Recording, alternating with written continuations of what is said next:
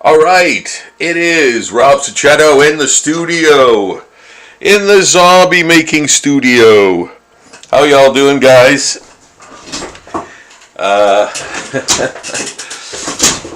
a little difficulty at the beginning of this video, but I think I fixed it. Okay. Literally, the phone rang just as I hit streaming and record.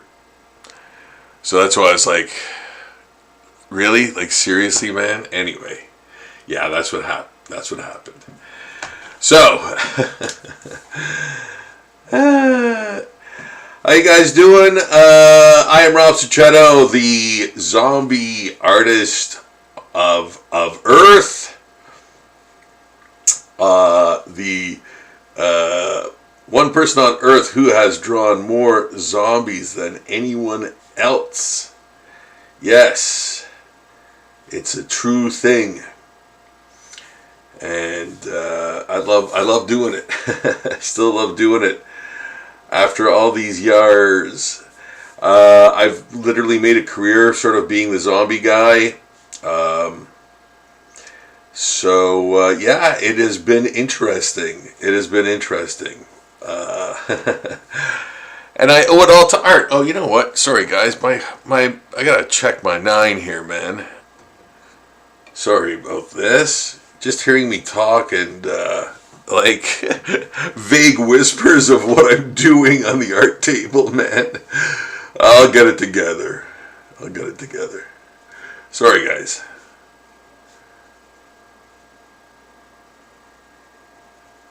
Yeah. So yeah, I'm just inking. I want to maybe get a couple of these done tonight. So some of them have obviously been started. If you want to see the startenings, go to probably my last video, the very last video before this one, and yeah, you'll see plenty of other things, zombie related and that.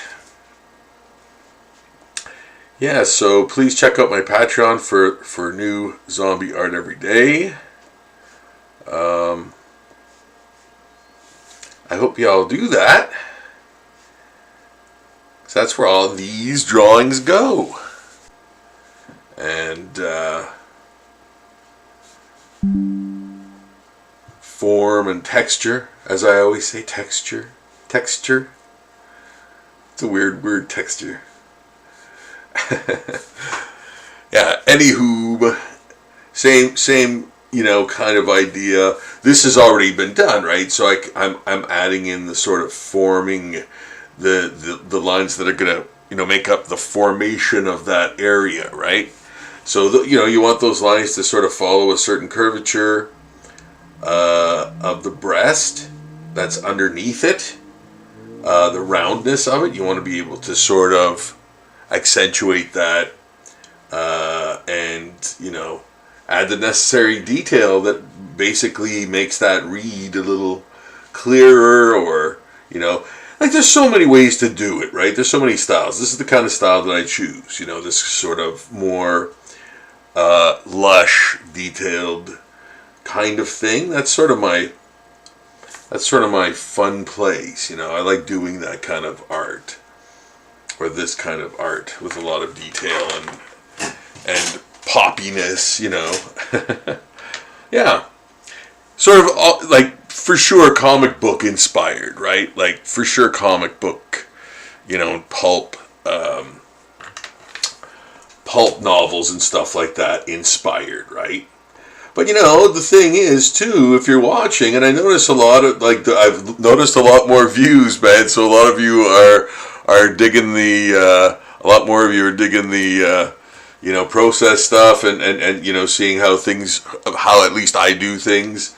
So yeah, I'm very, very thankful for that, and I hope it grows. I hope it grows, because the whole purpose too of an artist, I think, is to get more views of their work, get more eyes on their work, reach more people. I think, not in every sense and for every artist, but a lot of artists kind of want that, right? And that's what helps them, become popular, just like anything else. So, it's just getting more, and obviously to express yourself, and there's many other reasons, but that is one of the, I think, the bigger kind of ones. Oh, that'd be great if I could make a living from doing this, become that sort of recognized, and have their art wanted by like several types of people. And it kind of says, you're like me. We're the same for this thing. Like, we both enjoy something. We come together on this, and I love that aspect about art too.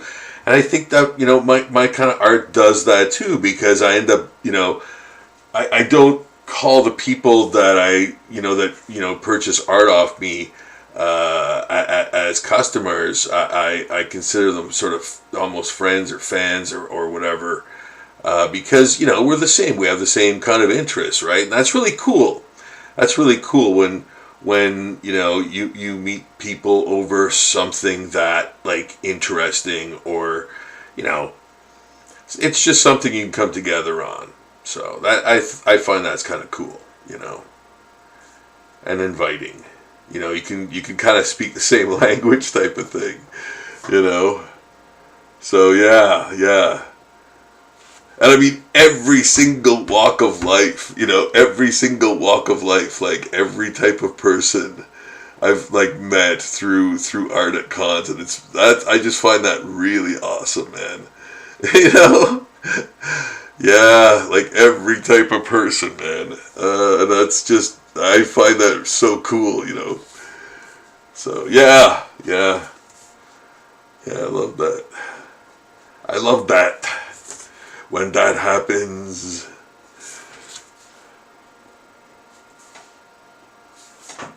coming together over art. Yeah, man, that's so great, I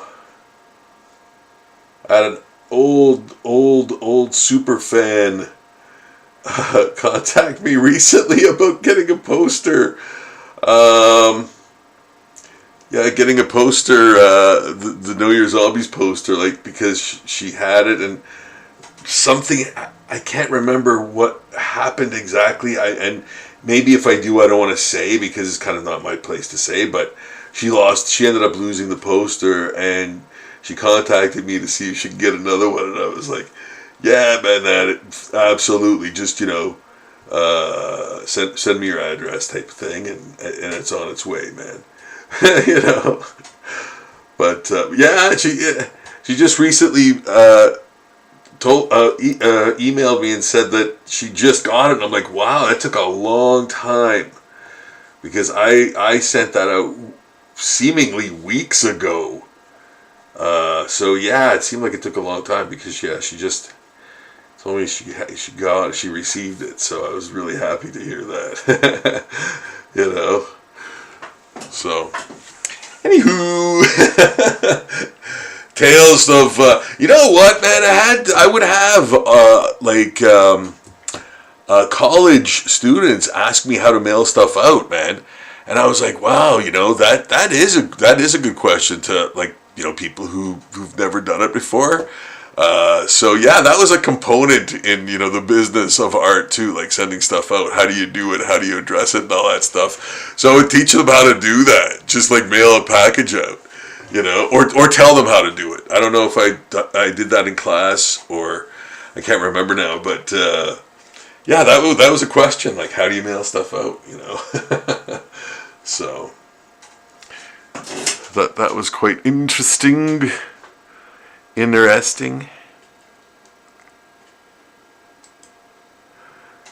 Does it have any chats? Okay. There we go. Yeah, so here I am, just sort of riffing on some inks that I'm laying down for another pinup, Zombie Pinup Diva. reaching the 1100th Zombie Pinup Diva drawing this Halloween. Yes, and they will all be posted on my Patreon. The 1100th milestone, if you if you must, if you will. Yeah, it's another 100th, like another 100, Zombie Pinup Divas, and that's what I'm gonna try to do each year. I'm gonna try to do that each year. Like every Halloween is the next 100th. I've been doing that for a couple years now, so yeah. The 1000th one was like I don't even remember what what was the 1000th one? I think it was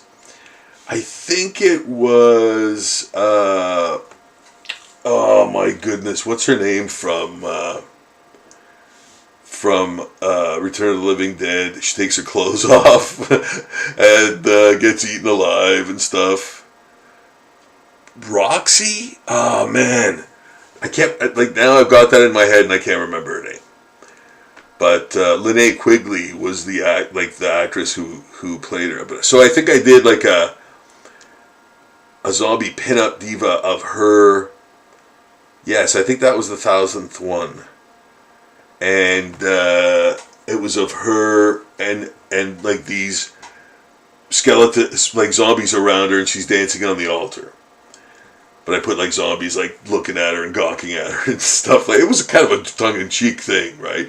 But I did two. I did a black and white version, finished it, and I did a colored version and finished it. And I think I posted them on the same day. So yeah, check that out too. I really liked that. I really thought I was really happy with the results of that.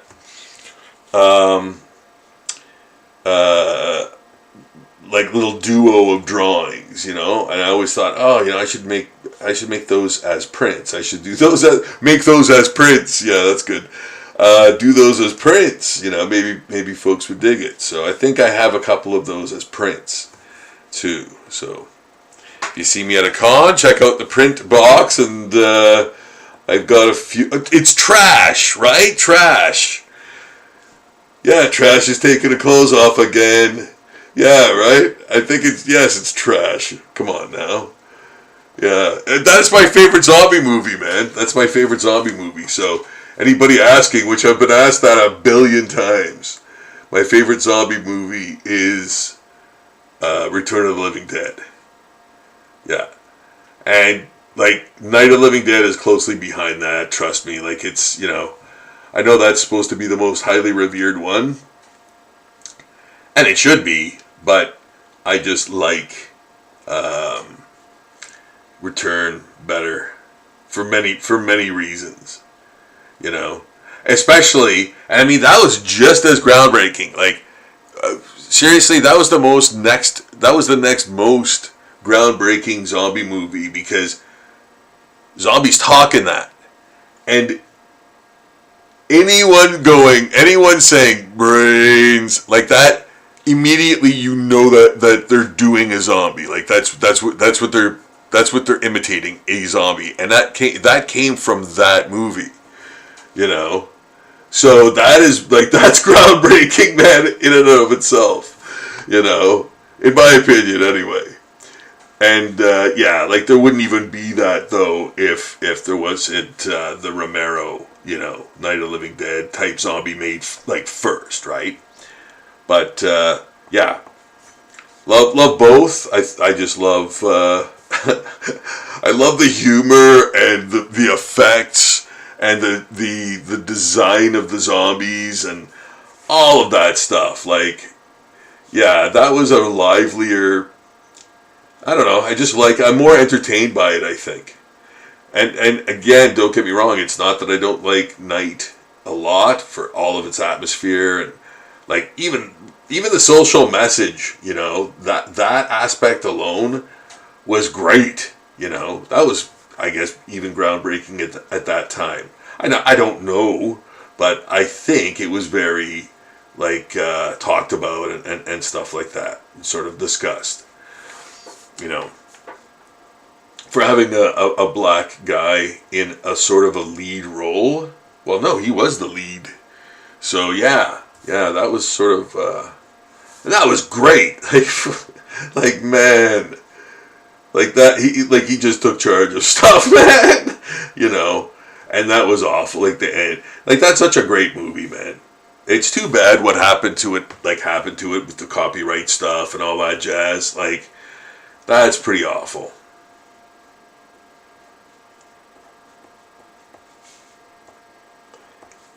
These are the thoughts I think about stuff and such. Pop culture, yo.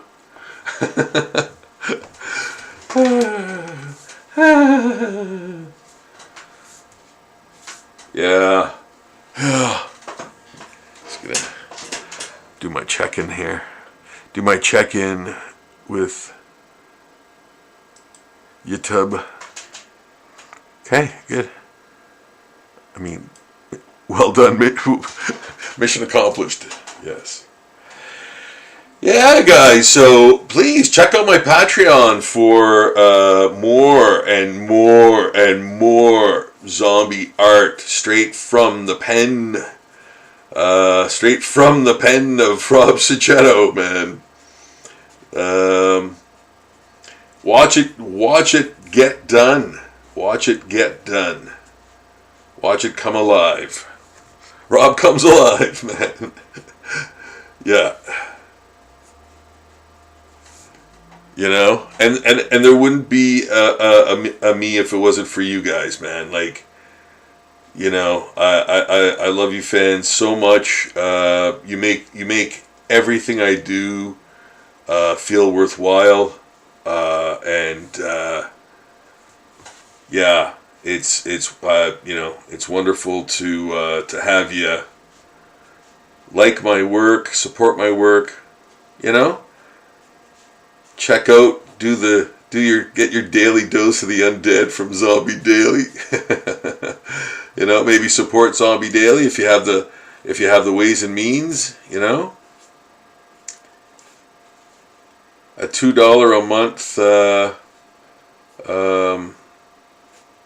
sort of subscription, man, that does wonders for me, art material wise. That's where all the proceeds go. It's the art materials. Yeah, to get more and better art materials, because doing if you hadn't guessed, doing a zombie drawing or painting a day, that's a lot of resources, man. That's a lot of resources, right? So yeah, that's what the Patreon's for. That's basically what it is. That's what it is. It's to perpetuate the art creation, right? With art supplies. That and I make those dollars stretch, man. I really do. It'd be nice to kind of like get to a point where I'm buying really, top of the line stuff, yeah, it'd be nice to get to that kind of point where, I wouldn't have to think about it art supply wise, because that stuff's expensive. Like, oh my god. And I don't need to tell you, right? I go through it quite speedily. One thing though, a friend of mine brought me a very rare to me type paper. Oh my goodness. And wow, was I ever thankful for that. Like, that's what I'm doing Cape Fear 2 on. I'm doing it on that paper because it's so awesome. And it's so hard to get in 11 by 17. That stock. So yeah, I'm doing Cape Fear 2 on that stock. And man, is it ever awesome. I love it. I love it. It's yeah, for inking, man, it's top notch. And you know what? I don't have the name of it top of mind right now, but I'll maybe turn you guys onto it in the comments, or in the description. If I remember, I will try. But yeah, it's a great. Actually, when I was a teacher, when I was teaching, I would literally give some of that paper to some of the students who just wanted to, try it out type of thing, because I was like, yeah, it's so great, So, yeah. Yeah, I recommend stuff, right? I recommend, or I mean, at least, try to turn people onto it if they like it. If they like it, then fantastic. If they don't, no big deal, right? But to, help people discover new things is always great, right? So, let's try to do that. Not in a sales pitch kind of way, but like in a, yeah, you should try this if you like this kind of ink line. This is kind of the best that I find, But yeah, just suggest kind of things,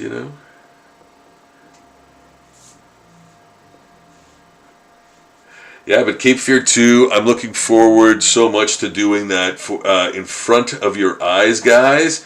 There's some, things I kind of do need to, keep under wraps, so to speak. Like I don't want to give the whole thing away, like drawing the whole thing. Yeah, that feels kind of weird to me.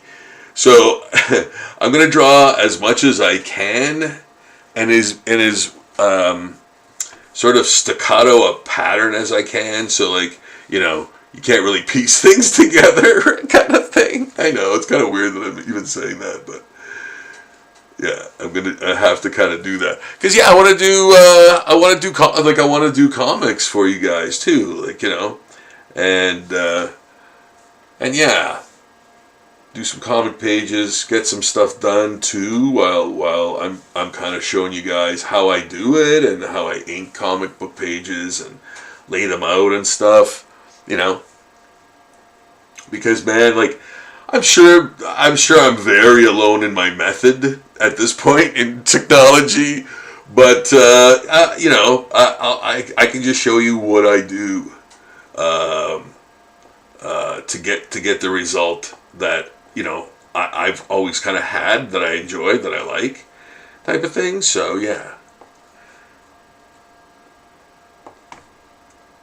I'm sure there's many other ways to do the things I do,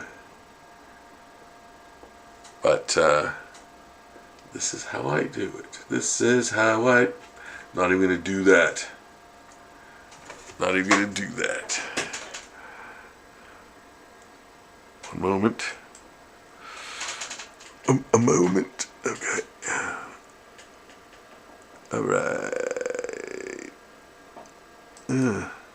There.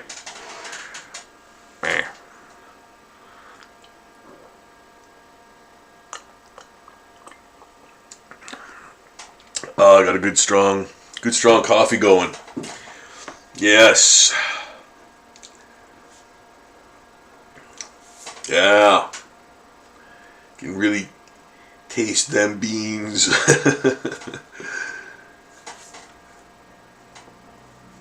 Nice and thick and fried.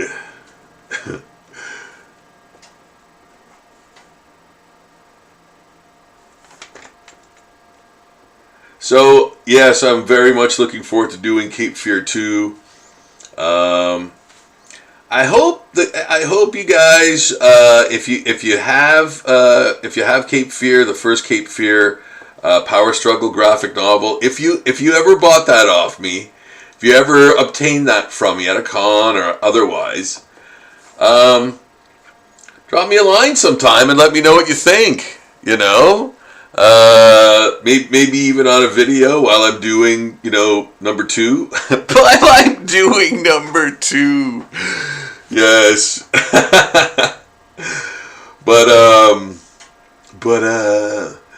Yeah, let me know what you think if you read it. How would you rate it? What did you think of it? Does it kind of make you want to read more of that material? There's some pretty bonkers stuff coming up, man. Yeah. Yep. Dense storytelling. And, like, I think this one is a little more horror-ish than the first graphic novel. There might be a little more, like, uneasiness, grossness, gore, I think, in this one. Just by, not that I'm trying to, doing Cape Fear is not a thing that I want to go like, oh, I just want to stay consistent and never deviate from that, like, initial vision. It's like, no, it's good to evolve, right? It's good to evolve, right? So if it's a slightly different, sort of art style to a degree and things of that nature, but it lends itself well to that story and that, like, arc, then yeah, I'm going to kind of do that, right? So this one, I think, is, yeah, more gore for sure, because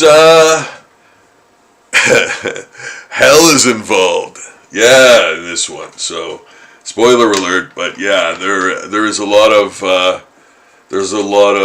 that in this Cape Fear 2 coming up. So yeah, more gore, more like almost Cenobite-ish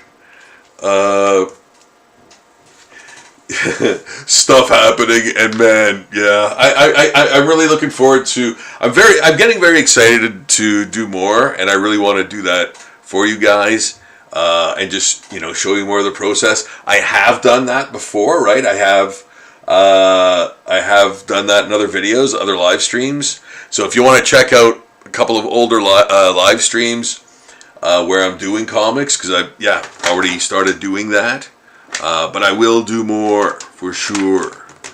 Yeah, Cape Fear 2, man. And then something else. Something much more else.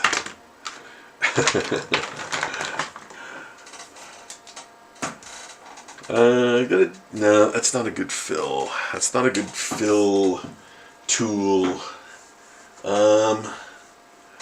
Where are anything? Where are any fill tools around here?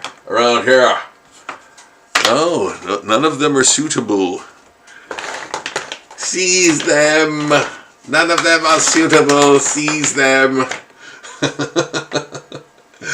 Oh, there's one. There's a good one. Yeah, these Sharpies. Like I said before, Sharpies are great for some things. Like for me, what do you even call it? Caricatures, man. Caricatures, yeah. Like, Sharpies are great for caricatures, I find.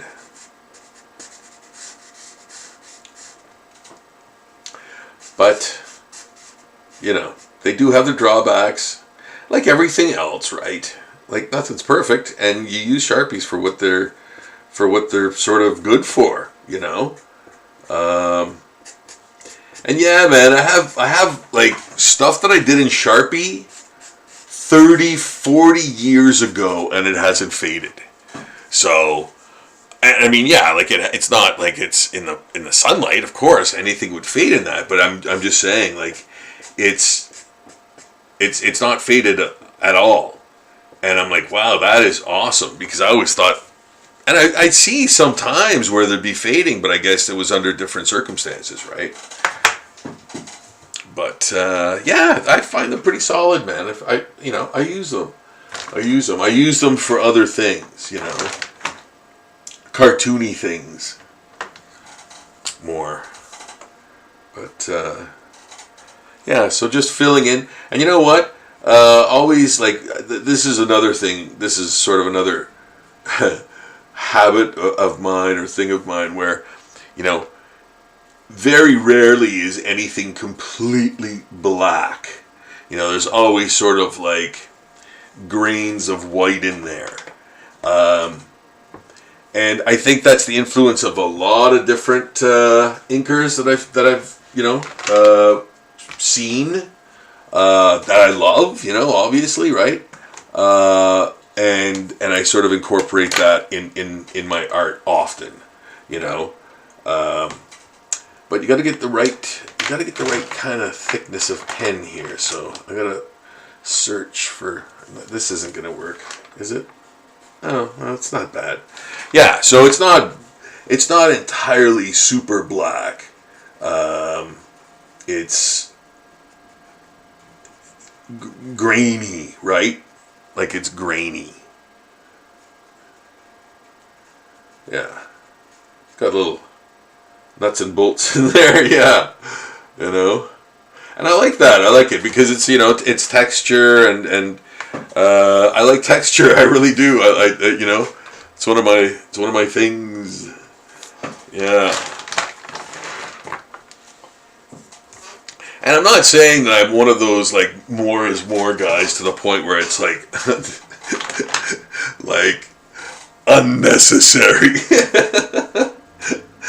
But yeah, I do like full drawings, right?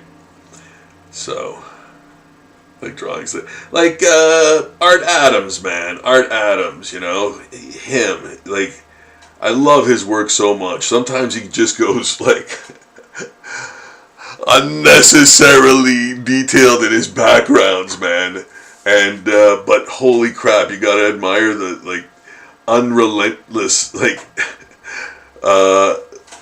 cross hatching, like endless cross hatching to create those like smoke effects behind Godzilla or something, Yeah. He's crazy. He's crazy, man. But yeah, what a great artist. So innovative, man. Like he sort of influenced a generation, man. Like Leafield and all of those guys, all of those image type guys, right? And then they went too far. Yeah. But it's my take on some comic art, folks. Yeah. Love to be a comic book historian, but who needs that?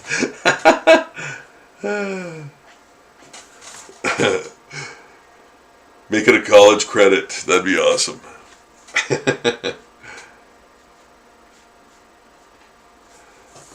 There. That's all. That's pretty much done, guys. Yep. Finished this one. Kind of.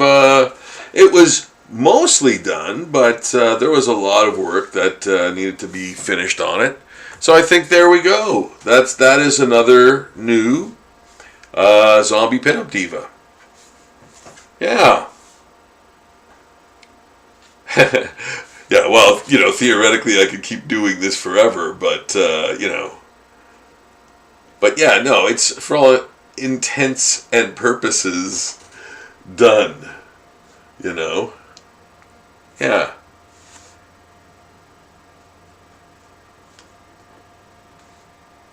Yep. Here I go, I'm still working on it. Yep. Yeah, it's done. Yep. Yep. Oh, yeah.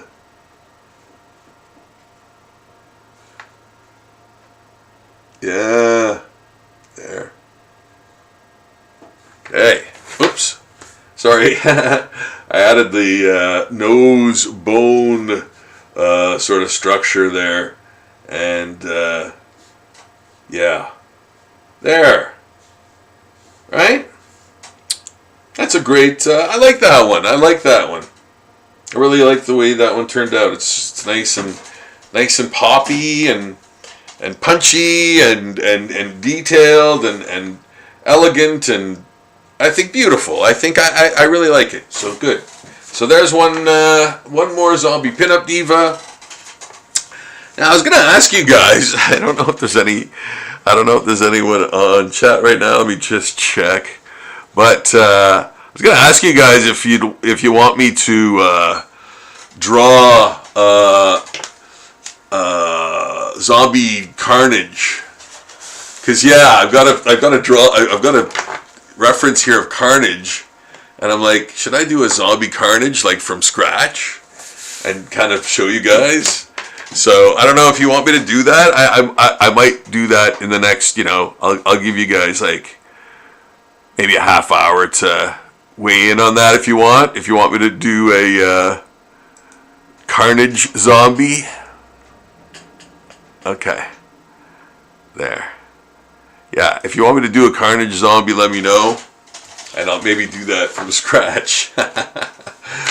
Yeah. So in the meantime, we will do, let's see. Oh, yeah. Another Pokemon.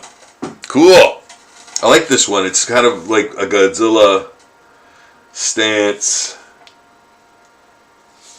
lizardy thing. Yeah.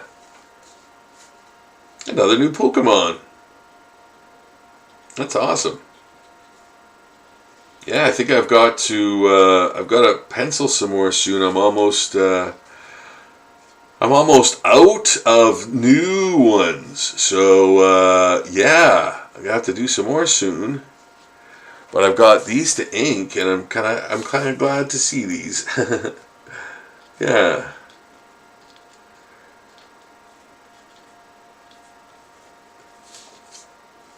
That's cool. I like that. Yeah. Yeah. So just inking a Pokemon. And guys, all of the art that I do here on the live streams goes directly, basically, to my Patreon page, which I will put a link to in the description below. There is one in all the other videos as well. So check that site out for all the completed, zombie drawings that you see me do here, basically, and more, because there's stuff I finish like kind of off camera too, right? Off live stream too, right? So yeah.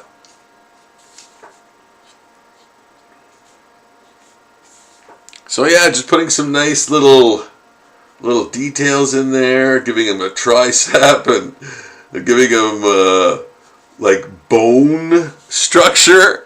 And that's the thing I kind of like about doing these, right? You kind of create the zombie effects that like totally aren't there, but that's part of the creativity, right?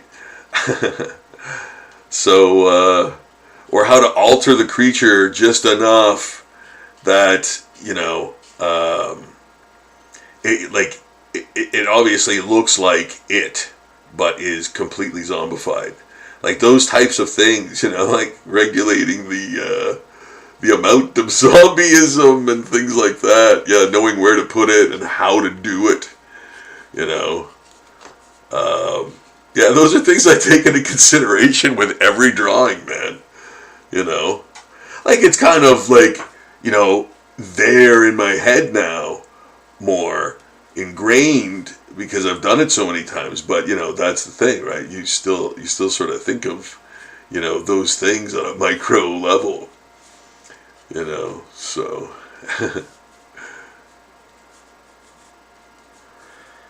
yes, musings.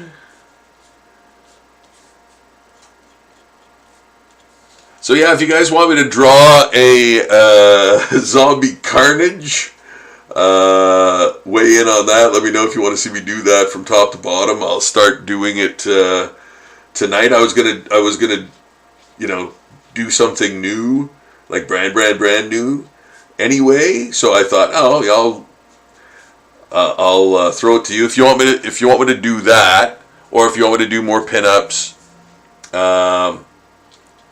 Or more Pokemon, I can do that as well. But if you want to see me do a zombie Carnage from Marvel Comics, Yeah, let me know. Let me know if you want to see that. And of course, all of my stuff goes on the Zombie Daily Patreon and my Zombie Portraits, zombieportraits.com website. Man, there's some great art on there. Order yourself a zombie portrait, guys. Yeah, I'd be happy to do it for you. I'd be honored to do it for you. It's a one-of-a-kind gift. And man, you know, it couldn't be more personal, right? Like, yeah, it's an awesome gift for, you know, horror fans, zombie fans, just even as a novelty, if you want to call it that or whatever. Whatever that entails, I don't know, but you know, a keepsake, you know, something kind of cool. Yeah, get a zombie portrait, man.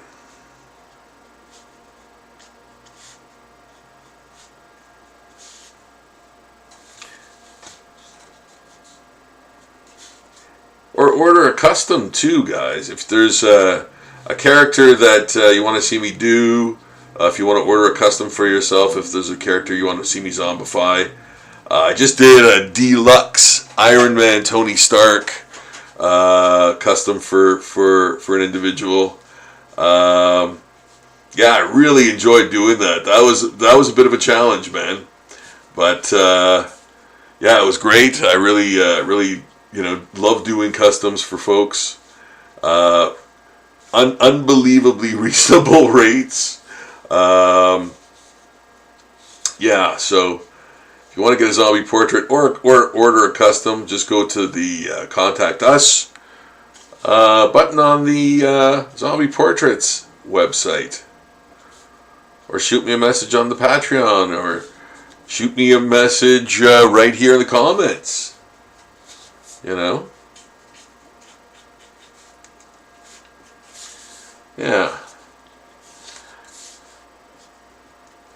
So I'm making his skin kind of cracked.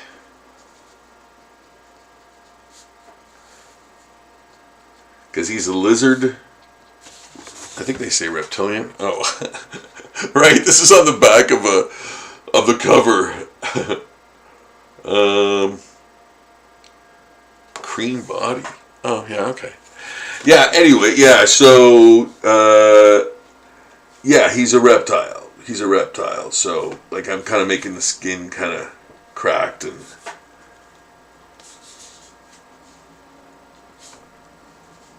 you know, textured. Yeah. Textured.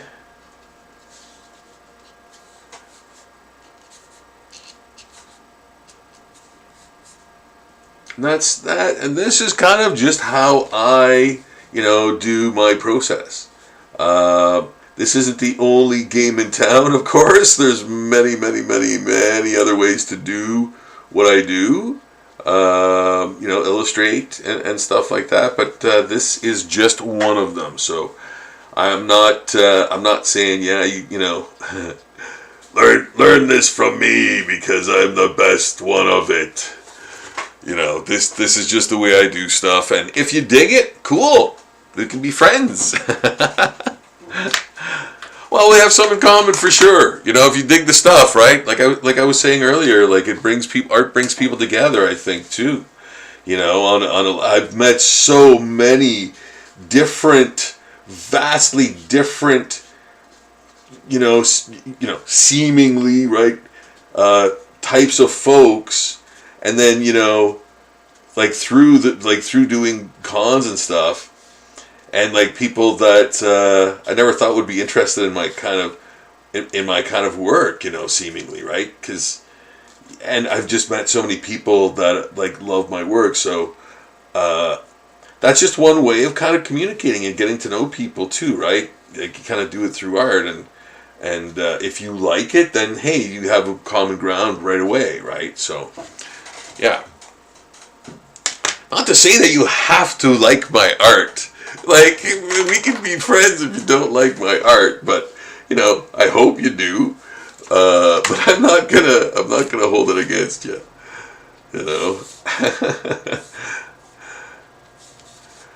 It's all right, man. Everybody's got their own flavors, man. I like. There are some stellar art. Like, and when I say artists, I usually mean comic book artists, because that's the kind of that's where I live, right? That I live with the comics. I'm down with the comic art and stuff like that. I'm not talking about the New York art scene or whatever art scene there is, or anything like that. I'm talking about comic book art mostly. So that, like, there's a million great, like, fantastic comic book artists out there that I don't like, but they're solid. I just don't like their style, But I take nothing away from their talent or abilities or whatever. I just don't. It doesn't speak to me, Yeah. And again, not to say that they're bad. They're not. They're great. Like, they're amazing artists. But I just personally don't like them. So, and, I'm not going to go into... I barely even know the names. I'm not going to get into which ones I don't like. Yeah. That's not nice. That's not nice. I don't want people to take things the wrong way.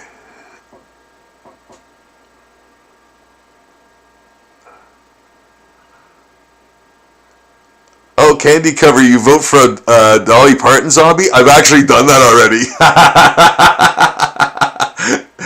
Yes. In fact, I did a Dolly Parton zombie that is in the second book that was published by Ulysses Press by me, Zombie Wood. I did a Dolly Parton zombie for that book. It was a book of zombie celebrities. But you can for sure find that on my Patreon. Type it into the search bar. Type her into the search bar. She'll show up for sure. Or maybe even Google. Just put zombie Dolly Parton. You might see my drawing of her. But yeah, I've already done her. Yeah. I love Dolly too. She's so great, man. Man, she's awesome. Like, what a great person, And maybe it's kayfabe or something, but I just feel that she is. You get that feeling from her. Yeah. Who knows? It might turn out she's like an Ellen type person, but I just doubt that. I think she's nice. But yeah, like, what an iconic, individual in music, Yeah. Dolly Parton, eh? Oh my goodness.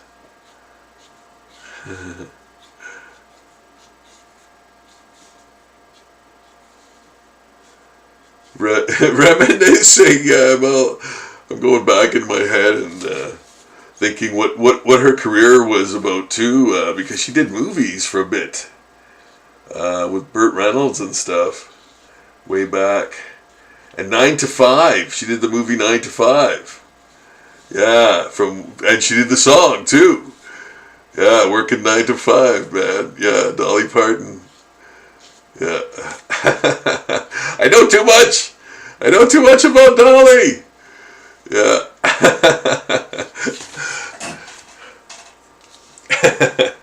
Dollywood. That's crazy. Dollywood. I can't even imagine what like that would be. You know what I mean? Holy jeez. Oh man. Remarkable. Yes, but here we see I'm doing a new Pokemon. WoW again. Yeah, I'll be doing these for a long time. I just, like I said, I really enjoy doing these, guys. Like, it's not, yeah, it is for clicks. It is for views and stuff. Of course, everything is, right? Everything you do, you hope to get more eyes on it, right? As an artist, I think. At least I do, right? So, yeah, I'm doing it for that, absolutely. But I'm absolutely enjoying it, and I'm absolutely, like, I can't wait to do more, you know? Yeah, because they're fun. They're little kaiju. Like I keep saying, they're like, you know, if this was like a 300-meter creature, man, it would fit right into any Godzilla movie, you know. So yeah, no, I really love them for that. You know, even the really weird ones, even like Gengar and all of those, you know, weirder ones, and the ghost ones, and all of them I find kind of would fit into, and it makes sense, right? It makes sense. Like it's a Japanese like sort of birthed idea or ideology, I think, right? So, you know, little monsters, I guess. Yeah, you know, they're kind of fixated on or enjoy telling stories or that you know, include that, which is awesome. Like, I couldn't imagine the world without it, you know. Yeah, Godzilla. But yeah.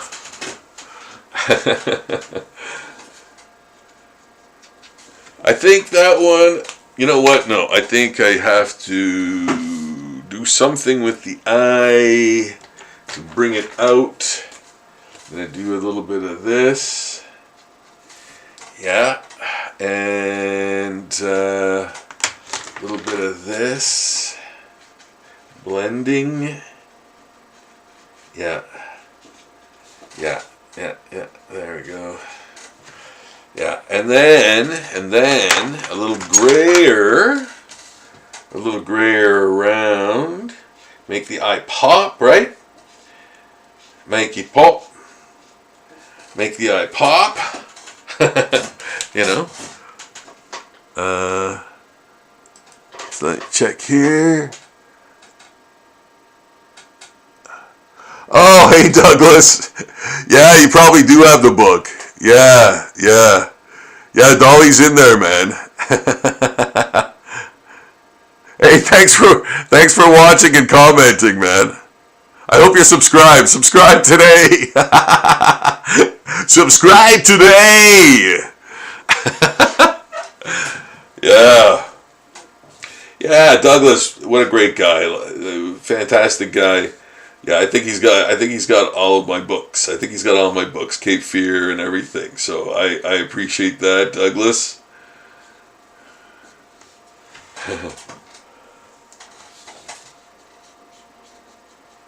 Yeah, I can't wait to get on Cape Fear 2 stronger.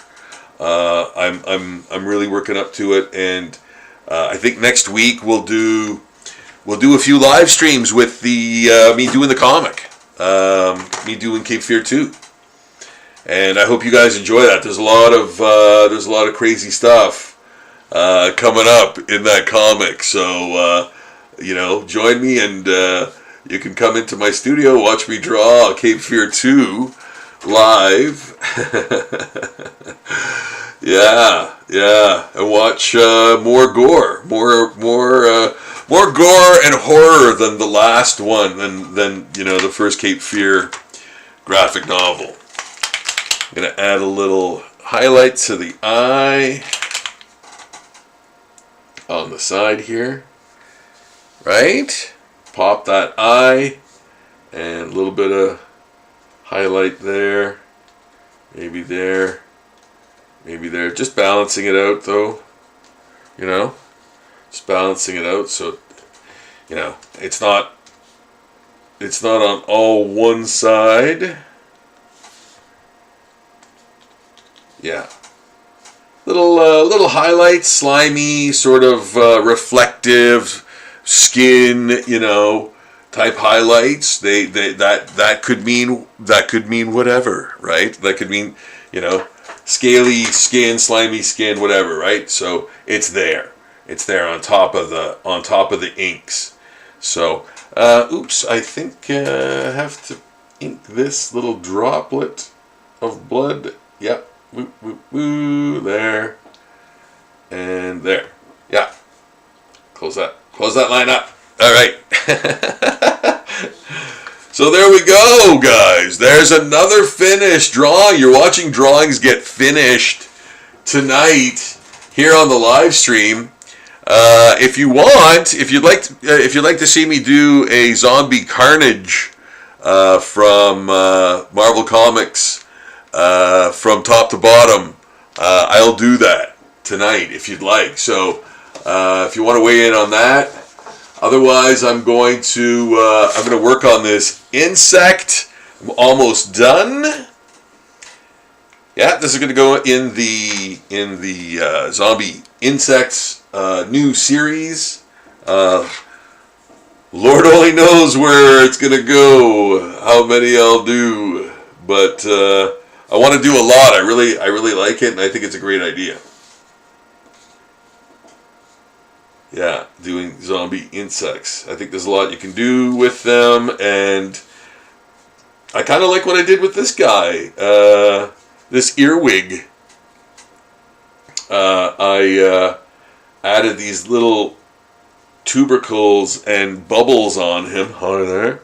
These bubbles, and they're full of worms. And they're all over his neck and head and body. Yes. Forensic Files. Yeah, it's true though. Like, imagine this could occur, right? In nature. Like, even that kind of is a scary thought, right? But and it kind of does, right? There kind of are parasites that attack insects that control them, like zombies. Man, I think they're either dead or their brain pattern is cut off and replaced by the creature that's parasitic on them. Yeah, they rewrote the neural synapse or whatever that that powers the bug or gives the bug, so to speak, free will, and they take it over, and they use the creature, the insect after it dies or something. So I think that's a thing. I think it's a thing, yeah. Or like a fungus too that kind of does that, right? You know what I'm talking about. You know what I'm talking about. Like, that kind of exists already. That's a thing. So with a little bit, with a little bit more of nature's nudging, it could, be like these things. And this is just one way that, an insect could turn into a zombie. I'm going to explore a lot more. I'm going to explore a lot more insects and ways they have turned into zombies, like methods or accidents or whatever. Yeah, we'll have fun. We'll have fun. We'll have fun. Gonna have me some fun. Yeah, so I think that's getting there. It's getting there.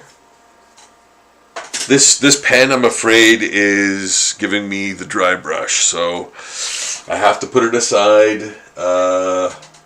I'm gonna use another pen, a new pen, brush pen. Let me see here. Yeah, I'll try this one. Hopefully it's not too soft. No, it's good. Oof. Oh my goodness, it's good. Yeah, it's good. Wow.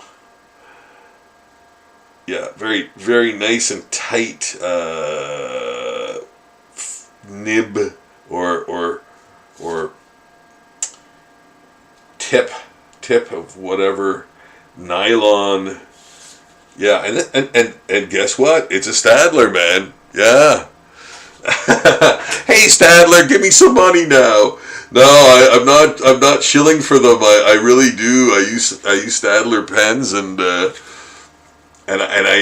like them. Like I just like their ink. I like their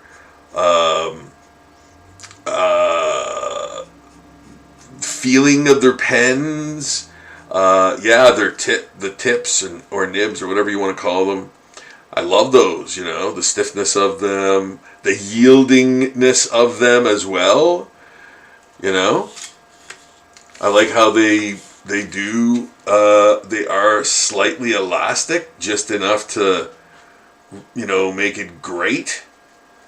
So again, like these are just my opinions on a product. Like I use it, and I've used a lot. I've used a lot of other things. And again, I like Pigma, and in fact, I like Pigma for certain things too, because I find it has a harder tip. Yeah, let's call it a tip. A harder tip than the Stadler. The Stadler has a slightly more yielding tip, and sometimes, most of the time, I like that. Yeah, and I don't want to say I'm not positive about it, but I want to say that Stadler lasts a bit longer too, I think. But, don't quote me on that one.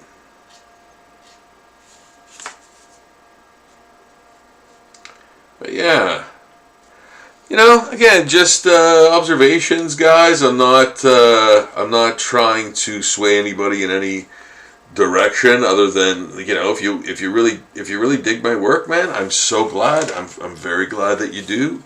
I do it for fans, man. I love my fans, and I wouldn't be here without you guys, man. So I really appreciate it. I would love it if you subscribe to the channel, commented. Give me a thumbs up on the video. Tell your friends. Anybody who wants to watch some dude in a studio draw various zombies from pop culture, this is the video for you.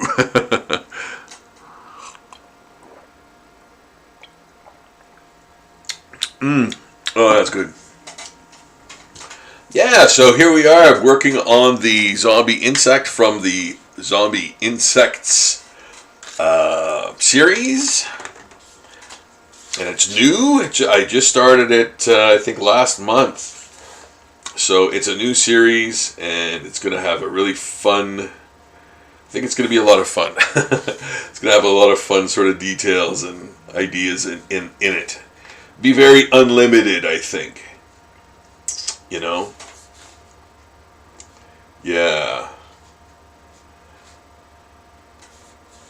So all these little worm creatures are floating in the bubbles that pop out of its flesh, or its carapace. Shiny, shiny carapace. And then, maybe a little maggot coming out of a hole.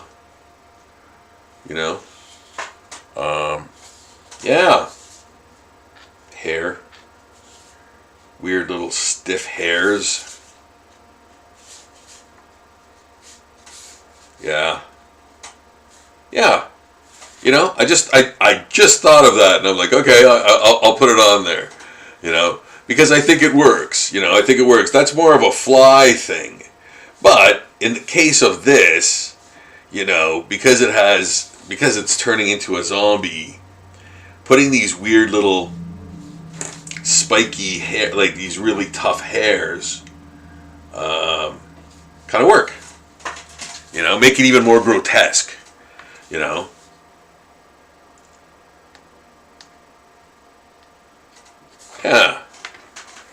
So I like this. I like the way this turned out. I think I think it really works. Yeah.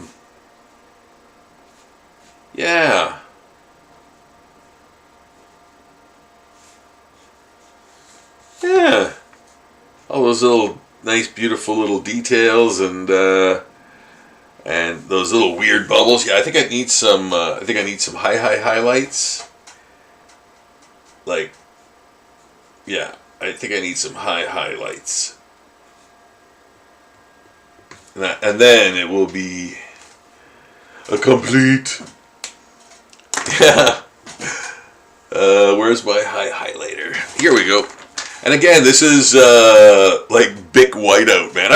You know what? I find it works. I like it the most, and I've tried other ones. Like I've tried many other methods to do highlights like this, and none of them work better than this Bic Whiteout pen. Yeah, and I hope they never take them off the market, because like who would use these now? You know, like. Everything's computer. Everything's computer. So, like, you know, that's what I'm afraid of. Like, I'm afraid of that. I'm afraid that, like, I won't be able to get stationaries, man. Like, Bic Whiteout pens will become a thing of the past one day, you know, and that'll suck for me. I'll have to figure out something else, or, you know, who knows what else is going to be off the market. Like, no longer available at that time. You know, look at CDs, man, and DVDs. That's awful. Like, I wish I could buy like media, you know, the media that I want, you know, to buy, to own. You know, instead of having to get a streaming service or something like that. Like, man, that bugs me so much, you know. Like, everybody phasing that out type of thing. Like all the stores, and basically the people who make it, right? So, there we go. There's the insect. There's the second zombie insect. The first one is on my Patreon. I believe it is the assassin bug. I think it is, maybe. Could be wrong about that, but I just did it recently, and this will be the second one. So, hope you guys dig this. I think I might actually just make that pincer a pincer. Yeah. Yeah.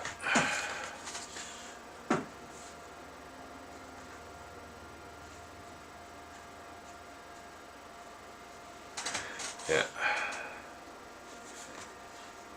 Just have to thicken that. There. Yeah. Yeah, I like that better. I like that butter. I love that butter. Okay. I hope you guys are enjoying the art and sparkling banter. Yeah, I've been doing this. I've been doing this since 2008, doing the Zombie Daily. 2006, doing zombie portraits. So next year is Zombie Portraits 20th anniversary, man. Oh my goodness, that is insane. I've been doing this for 20 years. 20 years! Yeah. And never bored of it once. Never bored of it once, man. It's true. It's true. You know, I love it, and I want to do more, and I want to do your zombie portrait next. So order a zombie portrait, guys. Go to zombieportraits.com. Check out my Patreon, of course, as I always say. That's where all of the art... I get his angle.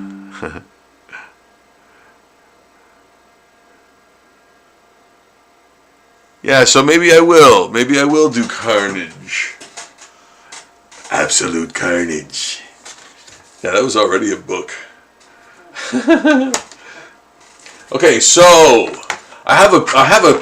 okay, so here it is. I have a picture of Carnage. But is that is that the best? I don't know. Like what else does he have? Like, is he just red and has gooey stuff on him, or I don't know. I guess so. I guess that's it. I guess he doesn't have much more kind of depth than that. I guess his face could turn black and like have tons more black and stuff around his eyes, I guess, or something. Or see, I don't know now. I'm looking to see if there's other Carnage reference. I can't find any here because I want to draw him, but I don't know if that's a good enough. No, there's no books about him. No.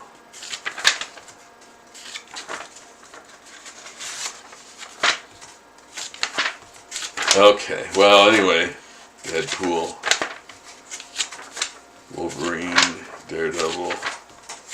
Okay, well, anyway, yeah, I don't see any Carnage. Okay, well, that's the only Carnage I've got to go on. Alright, I think he's just sort of like a spindly Spider-Man, but more muscular in places and totally red, with black around his eyes and mouth. Okay, you know what? Here. Yeah. What would he be doing? What would he be doing? Kind of like menacingly.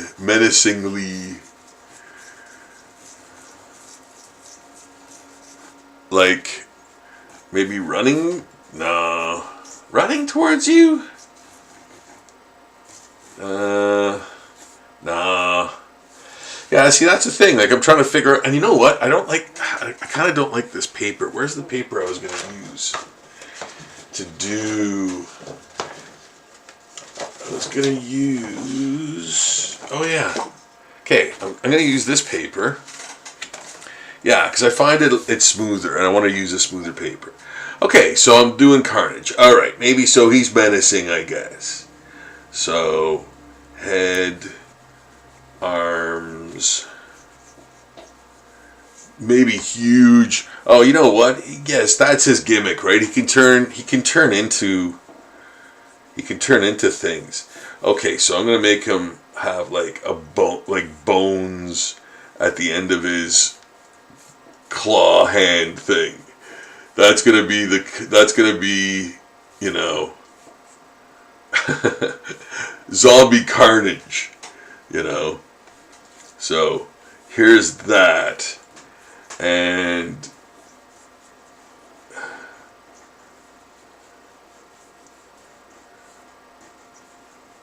what is he doing? He's coming at you. He's coming at ya.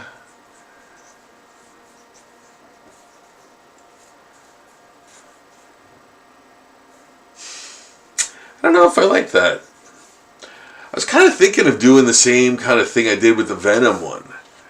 You know, where he's kind of just standing there. Right? But, yeah, I don't know. What should I do? Should I... Yeah, maybe I'll do that kind of more thing. Do more of the Venom thing. So I'll do more like that. Yeah. You know what? That will just take away the whole, like, figuring out what... Yes, okay, that's what I'm going to do. See, again, like, these decisions made kind of last minute, right? And, you know, I can kind of turn this into a maybe series or something, too, if I kind of do them similarly, you know? So I did a Venom one a couple days ago, but he's in a sort of stance... like just sort of standing there, menacing type of thing, and you know, I think I want to do the same kind of thing with all of them, including this Carnage one, you know. So yeah, so I'm gonna do kind of a torso up, and have him able to go off the page, Yeah, because I was like all worried about that, and I thought, no, you know what? I'll just have them go off the page, you know. So maybe I'll end his arm up here.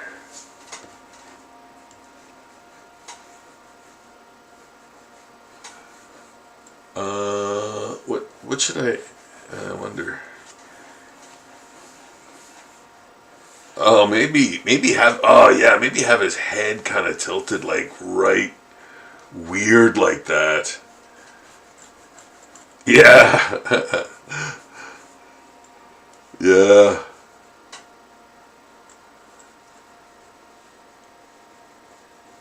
Oh yeah, that's crazy, man. That's crazy. Yeah. Okay, I'm digging it. I'm digging it. This might, you know what, you know, people might go, that looks just weird, but I don't care. I think it looks kind of cool. I think it looks crazy, man. Yeah.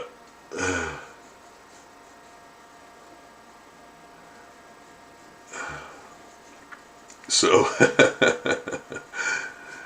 yeah. There. Oh, shit. I like this now. I like it now. It reminds me of something cool. I don't know what. I don't know what it is, but it reminds me of something that I like. Maybe a Neil Adams drawing or something. I don't know, but yeah. So yeah, that looks kind of cool. I think, you know. Yeah. Like his his head is like.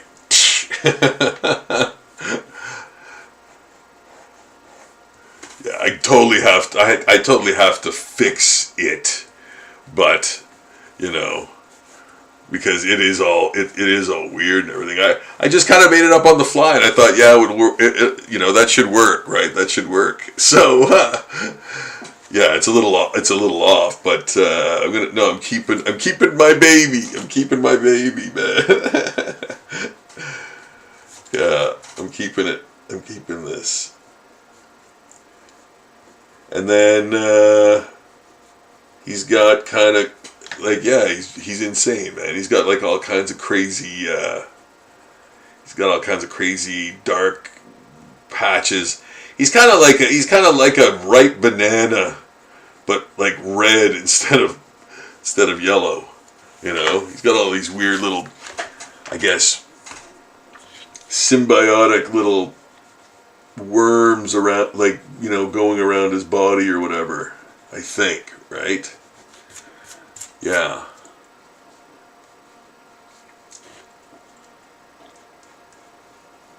Should I put a skull in there? Yeah. Yes. Yes. Yeah, definitely putting a skull in there. Whose skull? Cletus Cassidy, maybe? Maybe.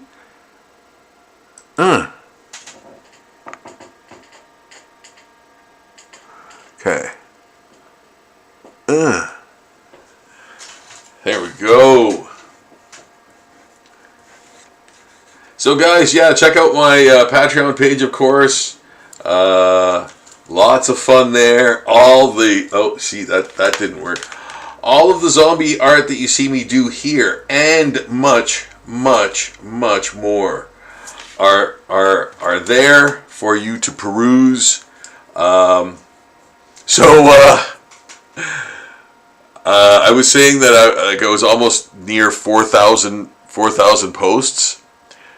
Well, I kind of am, but it won't be like anytime super soon. I was at 3,925, so I need to do 75 more posts before I'm at 4,000. But you know, pretty close. Still pretty close to 4,000, right? So yeah, check them out. Check them out. Pack a lunch. You're going to need a lunch. You're going to need to hydrate. You're going to need to hydrate. Yeah.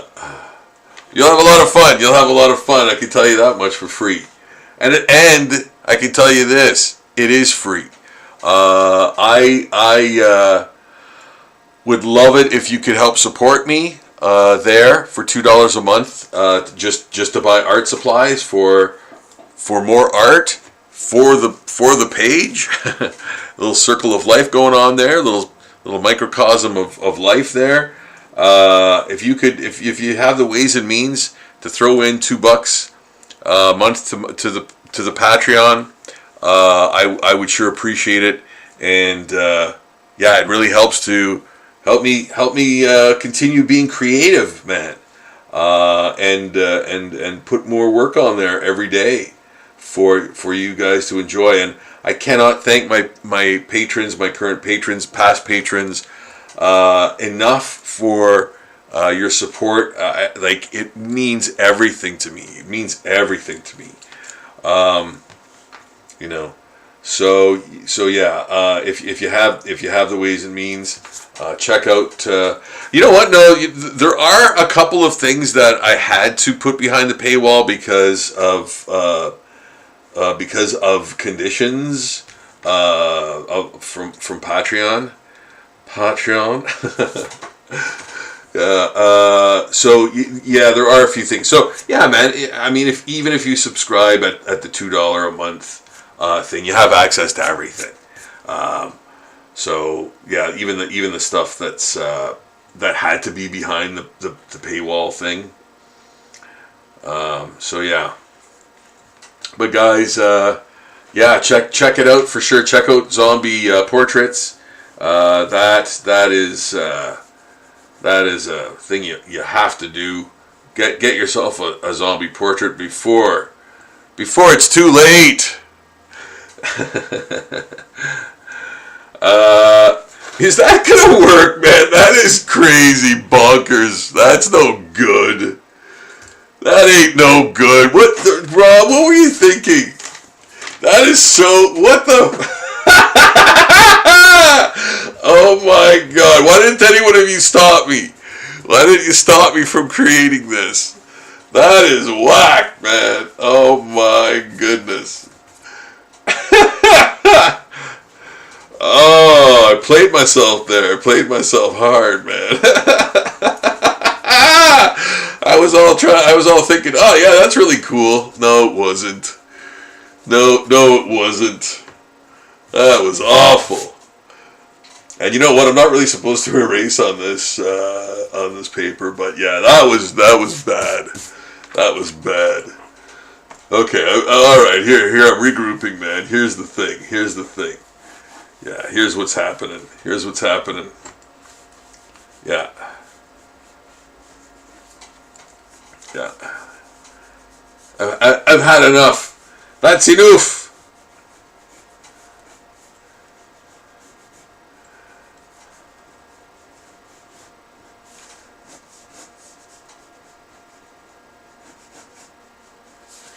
That's enough. Now I mean business. I mean some business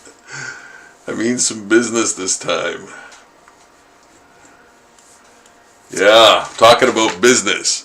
I don't know what the hell I was on that time. That was crazy. How did I talk myself into thinking that was good?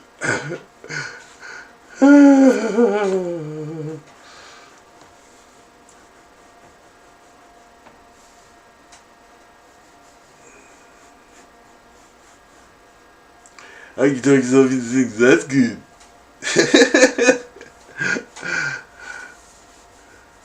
Well, this is way better. Yeah, like I have to actually look at what his gimmick is too. Like the way his eyes look too. That's kind of like really important, right? So I'm gonna give him this. I think he's got stuff. Yeah, he's got like a red. Yeah. Okay. So I'm gonna. Yeah, I want to make him accurate too, right? So, and then I will put, you know, a skull in there.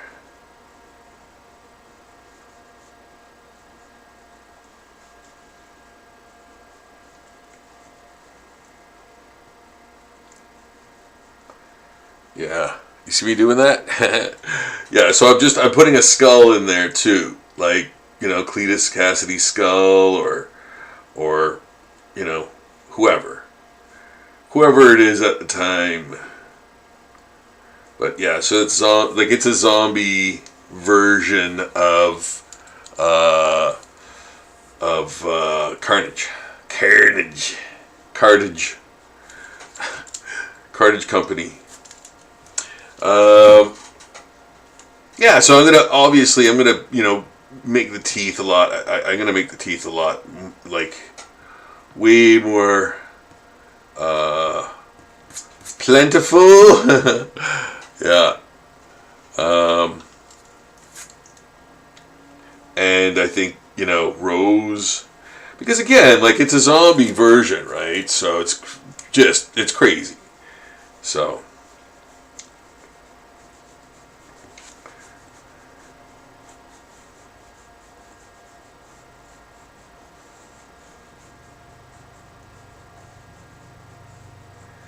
And just creating the hands, as you can see.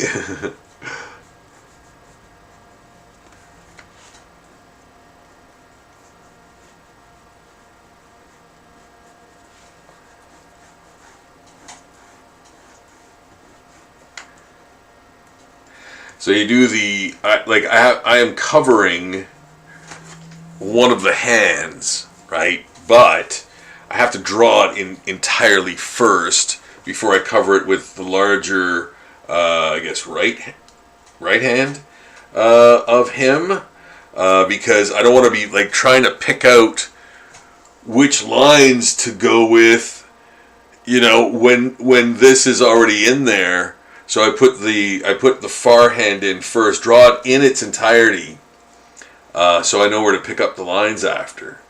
That sometimes that is rather, I don't want to say beyond people, because but it's just one of those things you might not think of right away, and it's good to do that, the background kind of thing, the things in the background first, if you are eventually for sure going to be covering them. You want to be able to pick up the lines a lot easier. So, yeah. So again, I'm going to make these kinds of tentacles come out. Maybe they have spikes or something. Maybe they're more dangerous or whatever. And yes, for sure he's going to have that crazy neck dealy going on there. But yeah, I want to get his. So what's the deal? It's all jagged, I guess. That's his. Yeah, collect this comic too, and I can't even remember what he looks like, man. Yeah. Is it better if I do that? Yeah. Okay. So, like, he's kind of super. He's all like Kiss, man.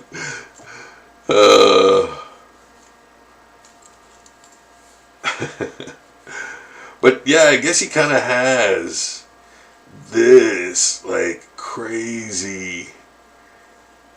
You can see what I'm doing here, right? Yeah, this crazy almost. And I could do that. I have to use this eraser. Well, no, the thing is this one's a little too rubbery. Everybody be cool. This is a rubbery. It's a bit rubbery, and it kind of glides over the surface with the pencil, like it glides over the pencil. So it's no good. Too rubbery. There's some cool,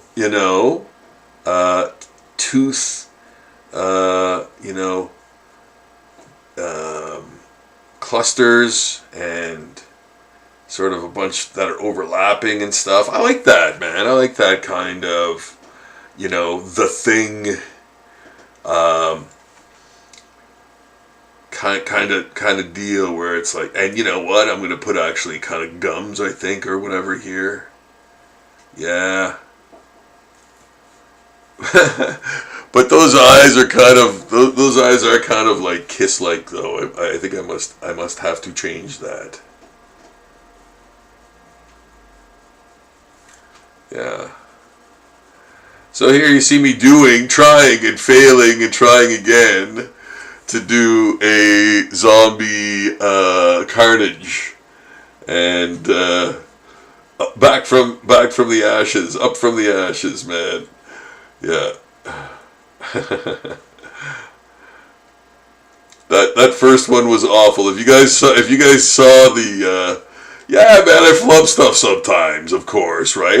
Like, you know, and it's all in the kind of test phase anyway. Like, you're doing this cold, man. So you're not even prepared for like what the character's doing. You know, you have to kind of set that up too. So yeah, sometimes you flub it. That's why pencils have erasers. And yeah, sometimes you literally can draw with your eraser too. So watch what happens next. I'll kind of even show you what I mean by that. Because I'll be using that technique. I'll be using that sort of method, or whatever you want to call it, because I think I want to reverse or create some thinner lines to show his like sort of swirling weird jagged things in there. So yeah, I want to show that, and but I kind of want to do a reversal in there, or at least indicate the lines with the eraser, actually, with those types of lines, you know. But here's the thing, right? Does it look like him? Yeah, it does. Yeah, sure. Okay. Yeah, once he's red too, it kind of, you know, that'll sell it, right? Well, no, because, you know, I want to make sure that people know which, like, you know, right now, it could go either way. It could almost go Venom, you know, like it could be a version of Venom. But I find it is leaning towards more carnage, like even at this stage, you know. So I don't know. I find he kind of does. I find he's a little slimmer, and again, not because it's like, oh yeah, it's because I created it that way.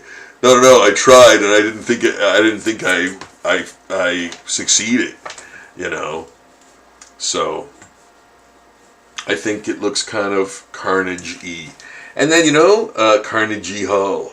Yeah, and then I'm going to add those wicked sets of teeth in there too. And with the skull, I think will actually be kind of cool, being able to see that skull in there. And I'm going to really put in, you know, darkness, so it's not so evident. But yeah, I'm going to add those, you know, rows of teeth. And guys, if you're just joining me right now, I finished doing 3 pieces earlier. The earwig, yeah, like the earwig needed to be more gross, and yeah, but this one is done. There, I'm always like, there's no way I could leave anything alone, but yeah, this one's done. So this is from the Zombie Insects series, of course, a new series on Patreon, and Zombie Portraits. A new Pokemon was completed earlier, and that one's going on, of course, there as well. Patreon and Zombie Portraits. Brand new Zombie Pinup Diva. That one is, again, obviously, is going on Zombie Daily and ZombiePortraits.com in the blog, so you can check that out. Coming soon to that. So yeah, see, this is where I get more than one done in, you know, a day, right? Because several are on the go. So, you know, it's like, oh yeah, I got like 5 done today or something, right? I've got like five new things done. But that's not always the case, because, you know, new ones have to be inked, drawn, tightened, have all the washes put on. The washes take time to dry, right? So especially with the humidity we've had recently, all these little things in consideration kind of slow you down, right? So, you know.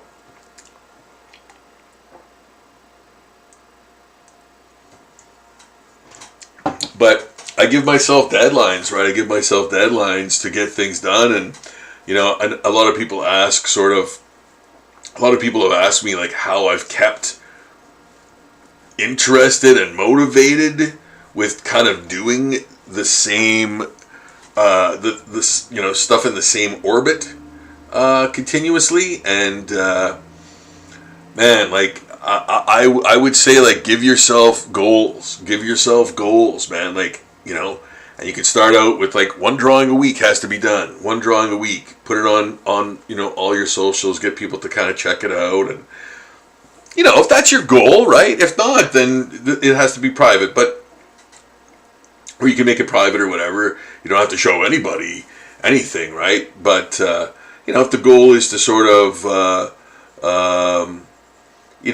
become an artist yourself, you know, show people your work. Get it out there. Maybe somebody will like your style as is and hire you even for that kind of thing. Without much prompt or other study. And I know I know what that sounds like, but there's always room to grow and evolve, man. Like don't sell yourself short by just going with, you know, the first thing that you do sometimes.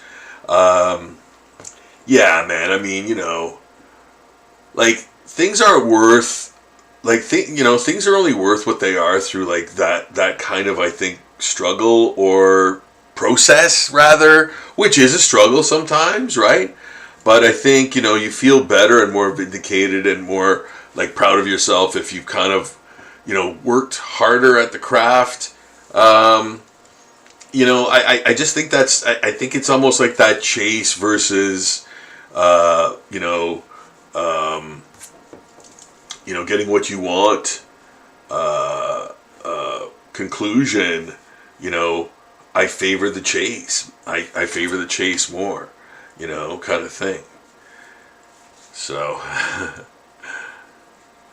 for those tuning in, Old Man Babbles Wild Drawing. This just in. Yeah, so I'm carnaging him up. Carnegie Hall.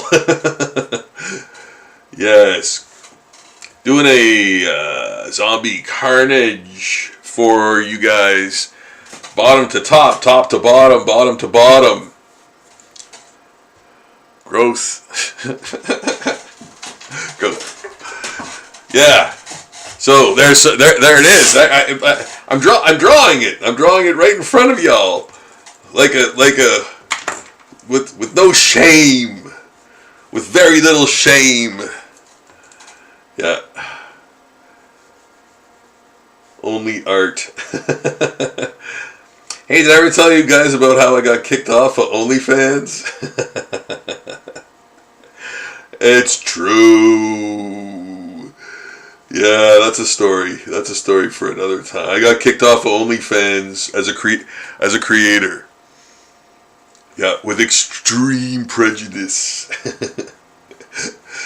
Yeah, they extremely prejudiced me into oblivion, which is always awesome when you're with a platform for so long and then they shit can you and you can't tell anybody where you've gone. I love that. I love that whole structure. Very user friendly. Very. Yeah. But yeah, I was on there for a while doing art. Yeah. Yeah, Patreon too. There was another I had another Patreon page where that happened as well for content. But that was okay. That was okay. I actually really I like Patreon for what it does, for sure. Like, you know, and for kind of what it stands for, artists who kind of need a little bit of help and support for kind of what they do, and in return, the benefits and rewards and stuff that you get are really cool. Like, man, and again, like, art is important, and art brings us together, man. It really does, So, do I like the way that hand? You know what? I might lower that. Yeah, see, I'm working it out, guys. I'm working it out. Do I want that? Do I want that arm? Where do I want that? I think I want that kind of like there, because I'm kind of drawing on my board right now because I don't want to like fake it, right? So I'm going, okay, well, that's where his arm would be, like I'm drawing on my table because I want to, I don't want to come in where it shouldn't be coming in, right? So I kind of like this. I like both. I can have it both ways. That's how I really, really want it. There we go. Yeah. And then, I'm going to take away the middle parts because that's the overlap, of the other fingers, the far fingers, right? So, there we go. It's kind of like, a Wolverine, I guess, claws out type of thing, Maybe I'll do Wolverine like this too. I'll do a Wolverine one or something. But, yeah, I kind of like this. I kind of like, this. Okay, that was me doing Christopher Walken. I kind of like this.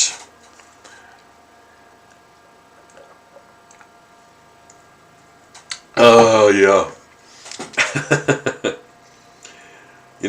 What this college needs is more cowbell. Yeah, so yeah, I think with the color too, it will be more Carnegie Carnegie Hall.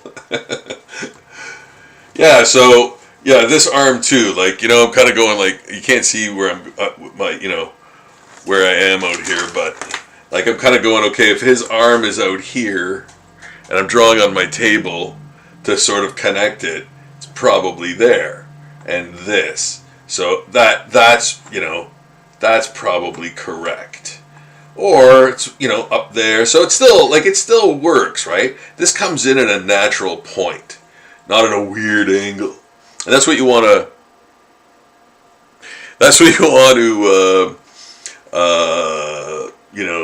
do to get that angle right, and to, you have to draw on your table sometimes. And that's what I love about, doing traditional art, man. It's messy. It has its own conclusion. It's never the same twice. It has a degree of danger to it, and a degree of suspense to it. Like, especially if you're watching it happen, and paint doesn't go on the right way, and it ruins things, and then you have to figure out how to lean into it or fix it, or what. Like, there's so many kinds of things that can kind of happen, I think. At least in my art world, I can tell you that for sure. Like, sometimes things don't turn out the way you want, so you have to kind of keep working at them, and it's not always easy, and that's the wonderful part about it. It's never kind of humdrum, because I think the traditional ways of doing things lend themselves well to that kind of that atmosphere of, a little bit of danger, a little bit of not knowing exactly what the conclusion might be because of things, Yeah, I love that. I really like that, and that's why too. I don't know if if you look at my art, you must notice too that it's like I leave a lot of the pencils. I leave a lot of the pencils showing because of kind of wanting to leave a mark of this was worked on, man. Like this was worked until this got to this point, and it was done by a human being. You know what I mean? That's the thing I kind of hate about amongst many things, but the AI art it is awful because it's so like disgustingly perfect to the point of nausea. There's something wrong with it, like to me anyway. And yeah, I get it. I know it will one day be like flawless on every level, every molecule of it, blah blah blah. But until now, man, I've not seen any of it good. And you know what? It doesn't even that's not even the point, man. The point is it's just soulless crap. Like it's awful, even the way it was conceived and made. And it's not a tool. Don't give me that, man. You can't argue that. If you don't know what a tool actually is, look it up and then tell me it's a tool. It's not a tool. You know, I ain't backing down from that. I don't care. You're not going to convince me. There's no discussion.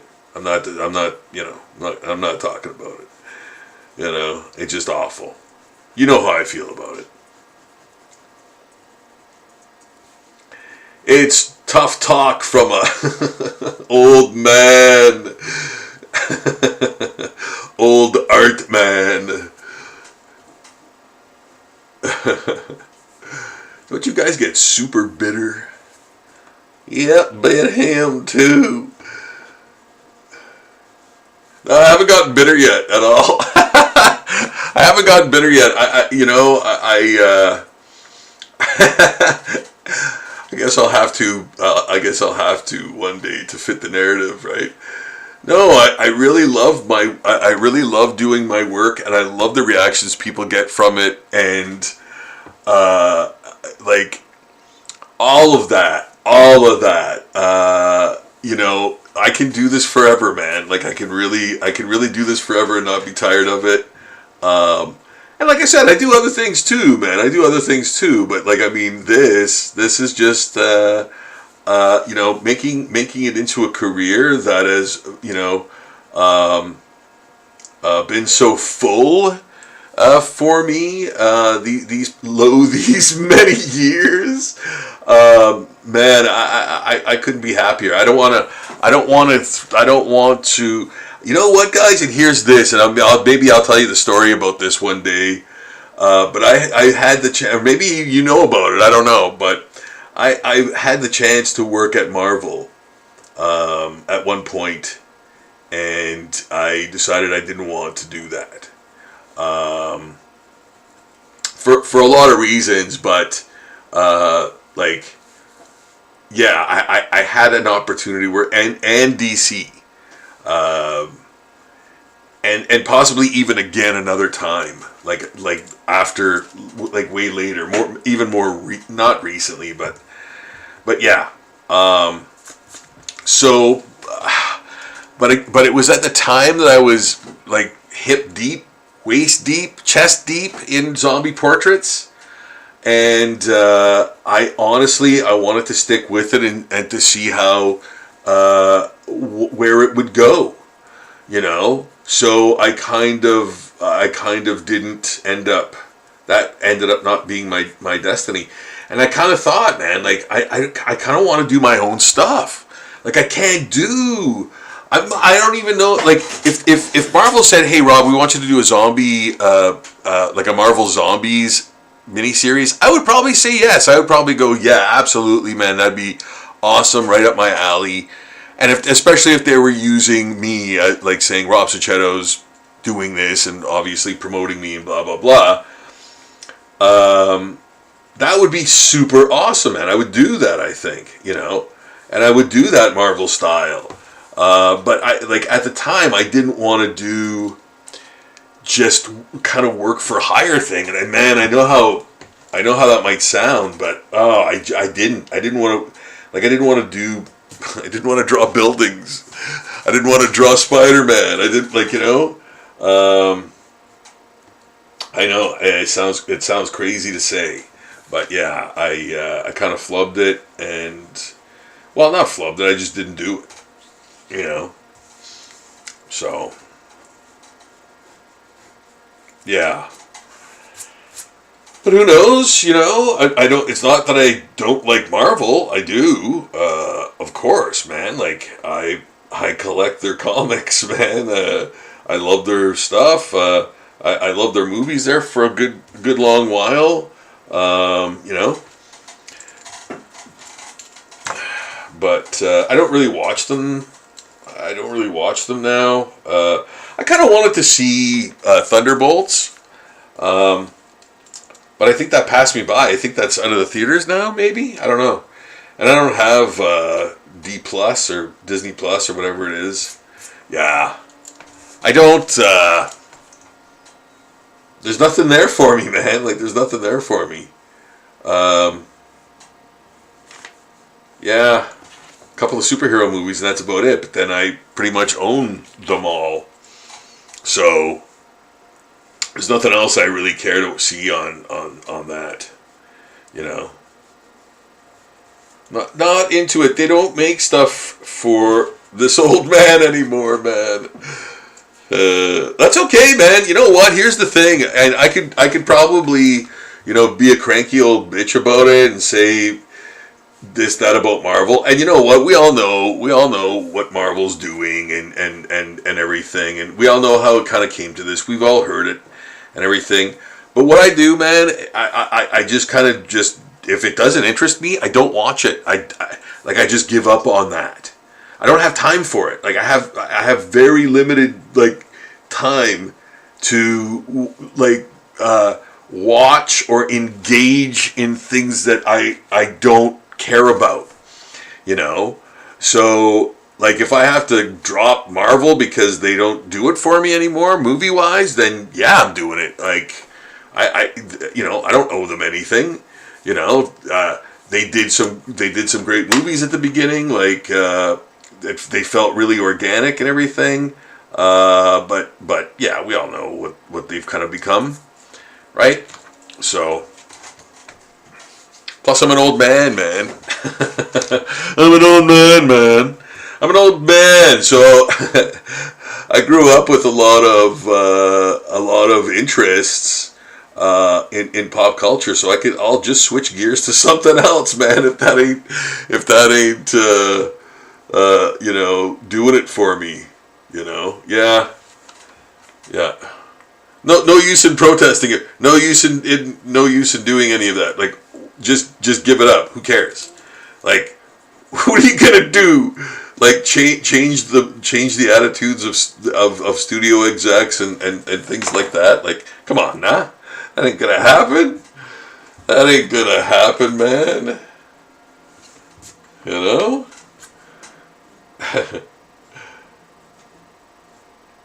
Just go do something else.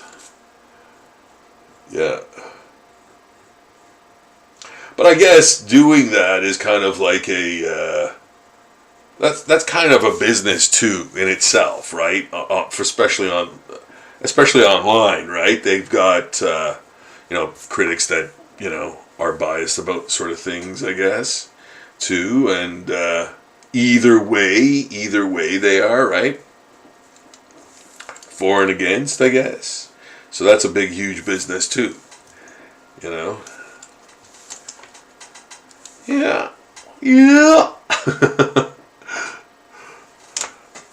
Talking about stuff and things. Yeah, so here I'm doing a zombie carnage for you guys. I'm going to start adding the kind of more zombie-ish elements to him. I wanted to get him down kind of first and then, add the zombie-ish elements after.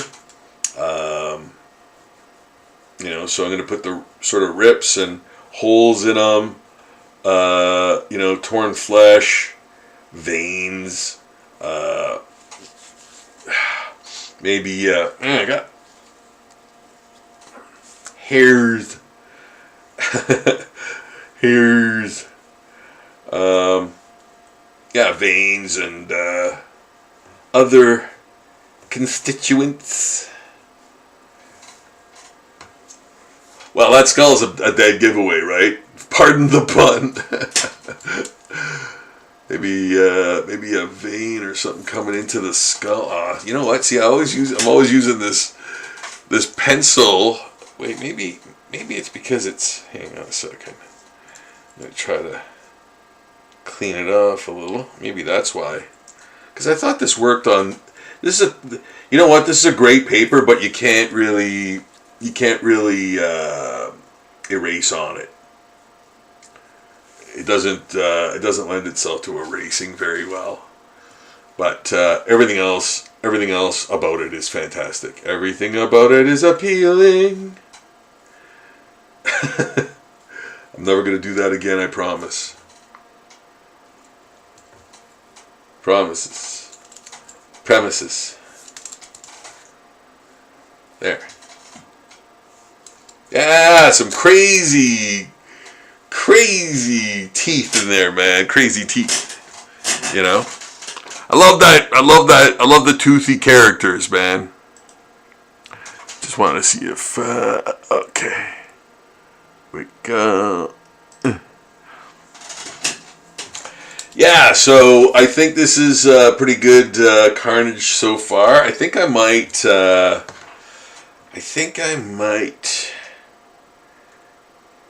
change this a bit, because I like the holes more than the spiky. I don't want them to look like someone from Kiss.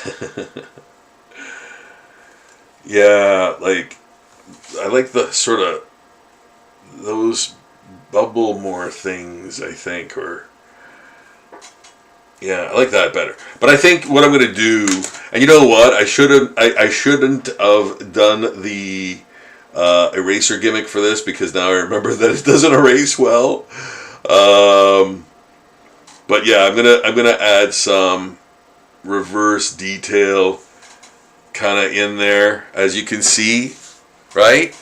Making it look kind of more rib cagey, alien,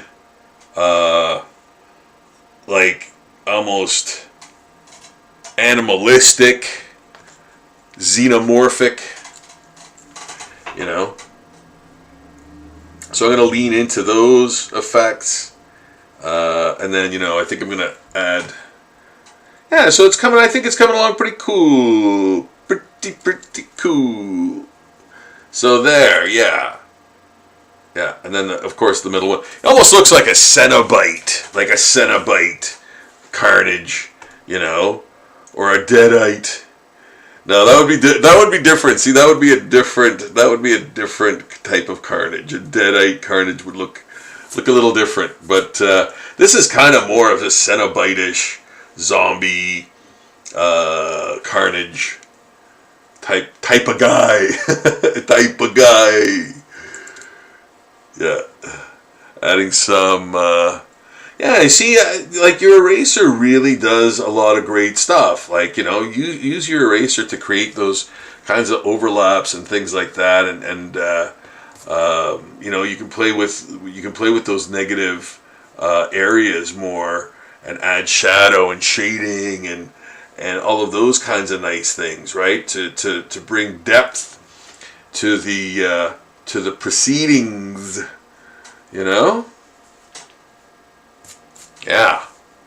Yeah. Yeah. Maybe put some other sort of directional, like, yeah. Maybe put some other lines in there. Yeah. Yeah, and so when I ink that too, so I'm going to, you know, put the wash on it and stuff. I'm going to do the first initial wash. But yeah, it looks like you've got sort of like rib cage elements in there. And yeah, I love those types of elements, right? And I wish I could kind of put, maybe I will in areas, put again, like I did that with the Venom, but it's kind of spinal cord for some of the offshoots, his little offspring coming out of his skin or whatever. Yeah, so we got that, making him even more lethal. So it's kind of crazy how they turned Venom right into a superhero, man. Like, yeah, that was very noticeable, I thought, man. Yeah, we saw that. You did that. Like, because, yeah, he was like the worst sort of bloodthirsty, dude ever before. And now he's like, yeah, he's a total, hero guy. Like, Mary Jane is Venom. If you didn't know, current newsflash, Mary Jane is Venom in the comics right now. Yeah, spoiler alert. Like you didn't even care. And Eddie Brock is Carnage, which actually is very cool. Like, and I actually love that because Jesus Sayas is doing the art mostly, not the last issue, but he's doing the art on it, and oh my goodness, is it ever amazing? Oh, like I don't remember Carnage ever having this, but like maybe he did. But I guess he goes to this place in his brain where like he talks to his host. And if he didn't have that, this is a new thing. It's awesome. And man, like the way Jesus Sace draws the like Carnage talking and like just his motions and stuff are amazing. I love that guy's art so much, man. I hope I got his name right. Yeah, he's awesome. Like he did the last like big sort of Punisher send off. Now Punisher's coming back. Like he came back as a different guy, and now he's like back as Frank, I guess. He's coming back. So, but in the comics anyway, yeah. But yeah, he did the last Punisher. That was an amazing. That was a Jason Aaron. Jason Aaron wrote that, and Jesus Sace did the art, and man, was it ever epic! It was so awesome. Oh my goodness, yeah. If you ever see that as a graphic novel or whatever, a compilation or whatever they call them, omnibus or whatever they call them, pick it up, man. Pick it up. Yeah, that is terrific work. They must have it as that, because I'd imagine it's pretty hard to get the singular issues at this point, because that was a long series. I think that went pretty long. I think 20 issues maybe. Yeah, I can't remember now, but anyway, it was really good. It was really good. Yeah, really good. So yes, I'm putting some more details putting more details into the soup, putting more details into the flesh, outer flesh of Carnage, creating sort of weird tendrils and things, kind of like that. Again, it's kind of like that Venom one. I don't know why. I don't know how I'm doing the same kind of thing, but I like it. I like I kind of like where these are going. It's almost like another little series, of really more deluxe sketched pieces, So yeah, guys, if you want to order a custom zombie portrait, or just a custom. And it can even be of your character, man. If you're a comic book, if you're sort of a comic book, artist, and you want to get a comic book over or whatever, and you'd like me to do like a rendition of your character, I'd love to do that too, man. I'd love to do that. That'd be great, doing a collaboration even. I think if you want to, do the pencils and I ink it or whatever, I think that'd be a lot of fun. So you can order that. Talk to me at zombieportraits.com in the contact us section button. I think they're all over the website. If you want to order a custom, you can hit me up even here. I'll tell you how to contact me. Yeah, I'd like to do that for you, man. That'd be a lot of fun, I think. And if you want to order a custom, I could even do a live stream of doing the custom right online. I think that would be a lot of fun. If you guys are into doing that at all, if you want to order a custom, I could do it.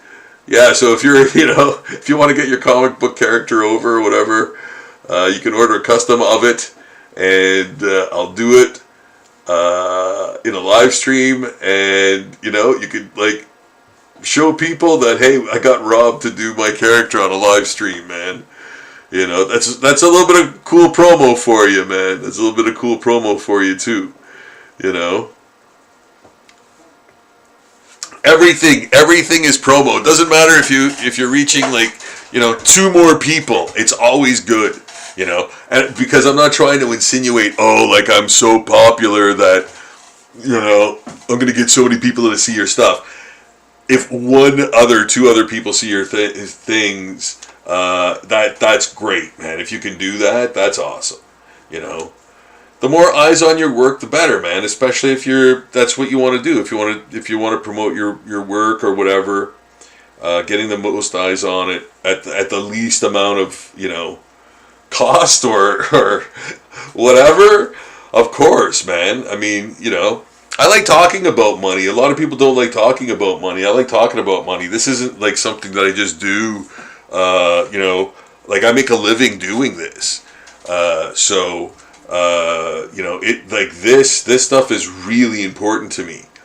So, if you want to sort of follow me on my socials and keep watching the live streams and stuff, and follow me on my Patreon. And if, like I asked, if you have the ways and means, if you want to help support the Patreon, all of the proceeds go to more and better art supplies to create more and better art all the time on the Patreon. So again, I made the analogy of it being a very interesting little circle of life. Putting in like I said, guys, even $2 a month. $2 a month is to me, that's the world to me. That's the world to me. If I had 500 people on Earth, on this planet of 8 billion, that threw in $2 a month for the Patreon, man, that would mean everything to me. The art supplies I can get with those for new zombie daily posts, zombie daily art, that would be amazing, man. So yeah, if you can help make it happen, or if you can just subscribe to my channel here, and like the videos, comment on the videos, like the videos.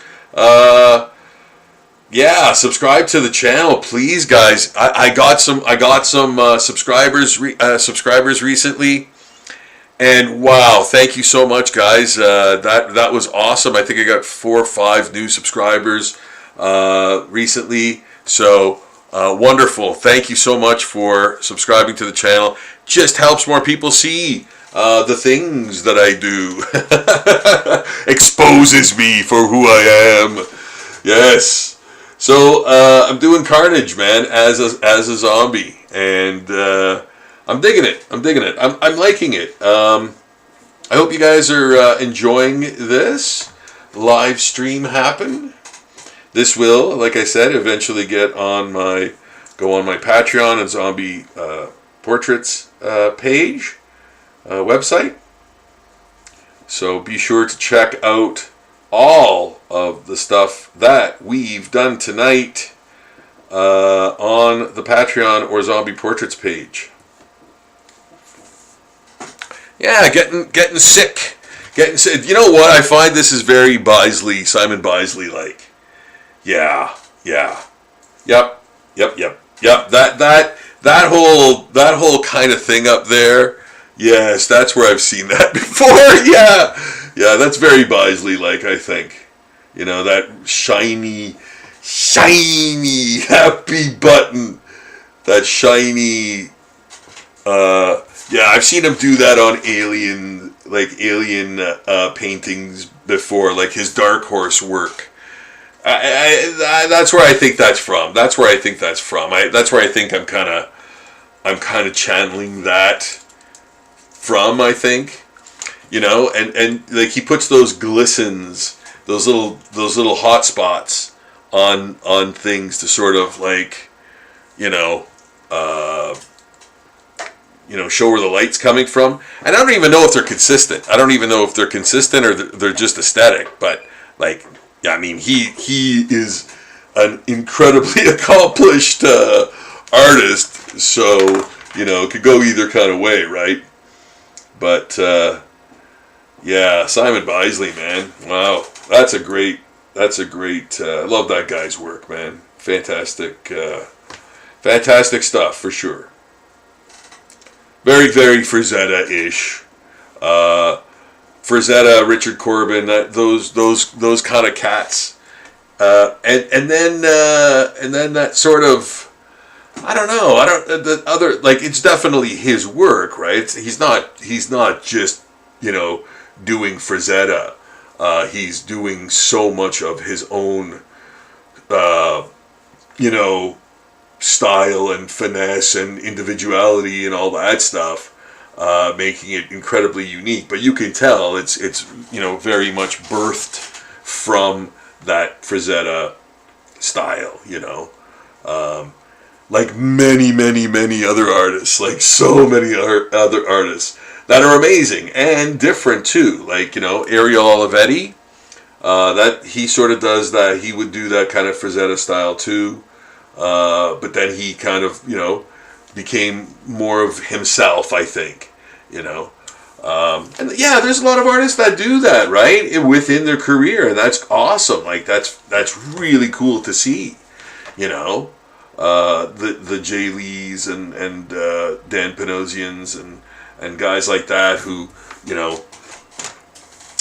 really developed their own unique style. While you watch their career sort of go, yeah, so, like, continue, rather go, while you watch their career continue, like, throughout their career, you saw the sort of metamorphosis happen, or the in Pokemon terms, the evolution of it happening, right? So, yeah, very interesting to see, There.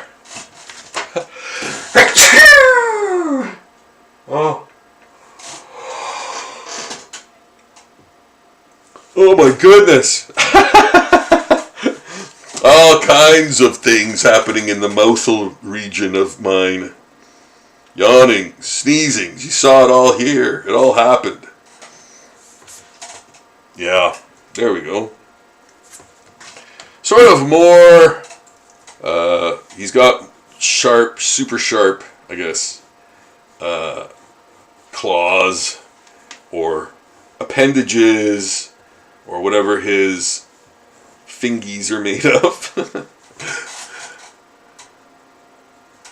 But yeah, so he's gonna, like, when he's, yeah, you know, when he's red, right? I think he's gonna take on that really cool, Carnage look, you know. And yeah, it's far from over. It's far from over. I'm still working on it. Man. There's a lot. You know, I don't want to put the the initial wash on too prematurely. I want to, you know, pencil it out to the point where I really know where everything's kind of going, and then put on the washes. Yeah. And I think it's gonna be a mid gray, and then the nice red on top of that. Yeah, nice red. Sort of a fire engine red, I think. Maybe a bit of orange and brown in there too. Yeah. Definitely it's gonna have some finesse in it. Yeah, because if it was just red, like, I mean, you know, this is like a computer colored thing, but it's really, well, if you can see it, it's a computer colored thing, but, you know, there's some different things going on in there, right? It's more monotone than you know, painted, I guess. Yeah, like the tones go darker. They don't. There's nothing really in there, color-wise, that does it. It's just like a grayish. It's just like a graying of it, you know. So, but I'm gonna add sort of color to the you know, darkness and shading and stuff like that. But I have to make sure I don't go through those fingers. Yeah.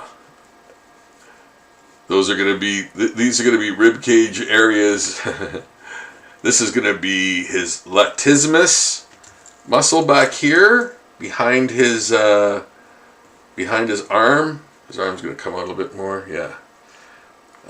Shoulder's going to come out a bit more, I guess, too. Yes. Yeah, that's right. That's where it went. Okay. Yeah. So I might charge that up a bit. That elbow. I think it should be coming into the foreground, into the or the top of the bicep. And this will be the tricep back there, and the tendrils are coming mid-arm. Yeah, I like that. Much better. Much better. Yep. Yeah. So this will be the bottom of the bicep, of course, and there'll be like a little highlight in there, just like there will be a highlight probably in this bicep and in this shoulder. But again, I don't want to make him look bulky. I want to make him look more lean, you know. So that's why I'm ending his chest at these, like, that's why I'm ending his chest kind of here and under his mandible, I would call it, I guess. So yeah, you've got all these like sort of, and you know what? I think I'm gonna work. See, this is what I'm saying. This is far from over. Like I have to work on like these areas and make them sort of, you know, not be too obviously like worked on, but at least have some interesting things going through, like maybe a vein or something going through that area, you know. And I mean, I got to work on that. Like I got to do those kinds of little changes and things, right? So that's why I like it is not over. I do want to add more. See how that just immediately, you know, the only problem is I have this line that looks like it coincides with that. So, Have to take that out. Have to add another line like that in there to sort of balance it. So adding that sort of, adding a vein in there should do the trick, and it does. And it does. And then maybe another one. Maybe another one.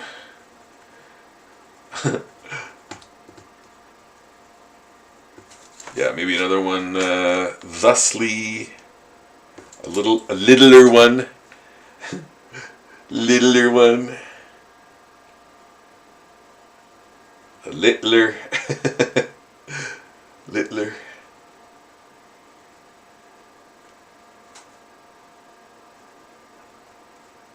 There. Yeah. Yeah. So nice and veiny, right? Nice and vascular.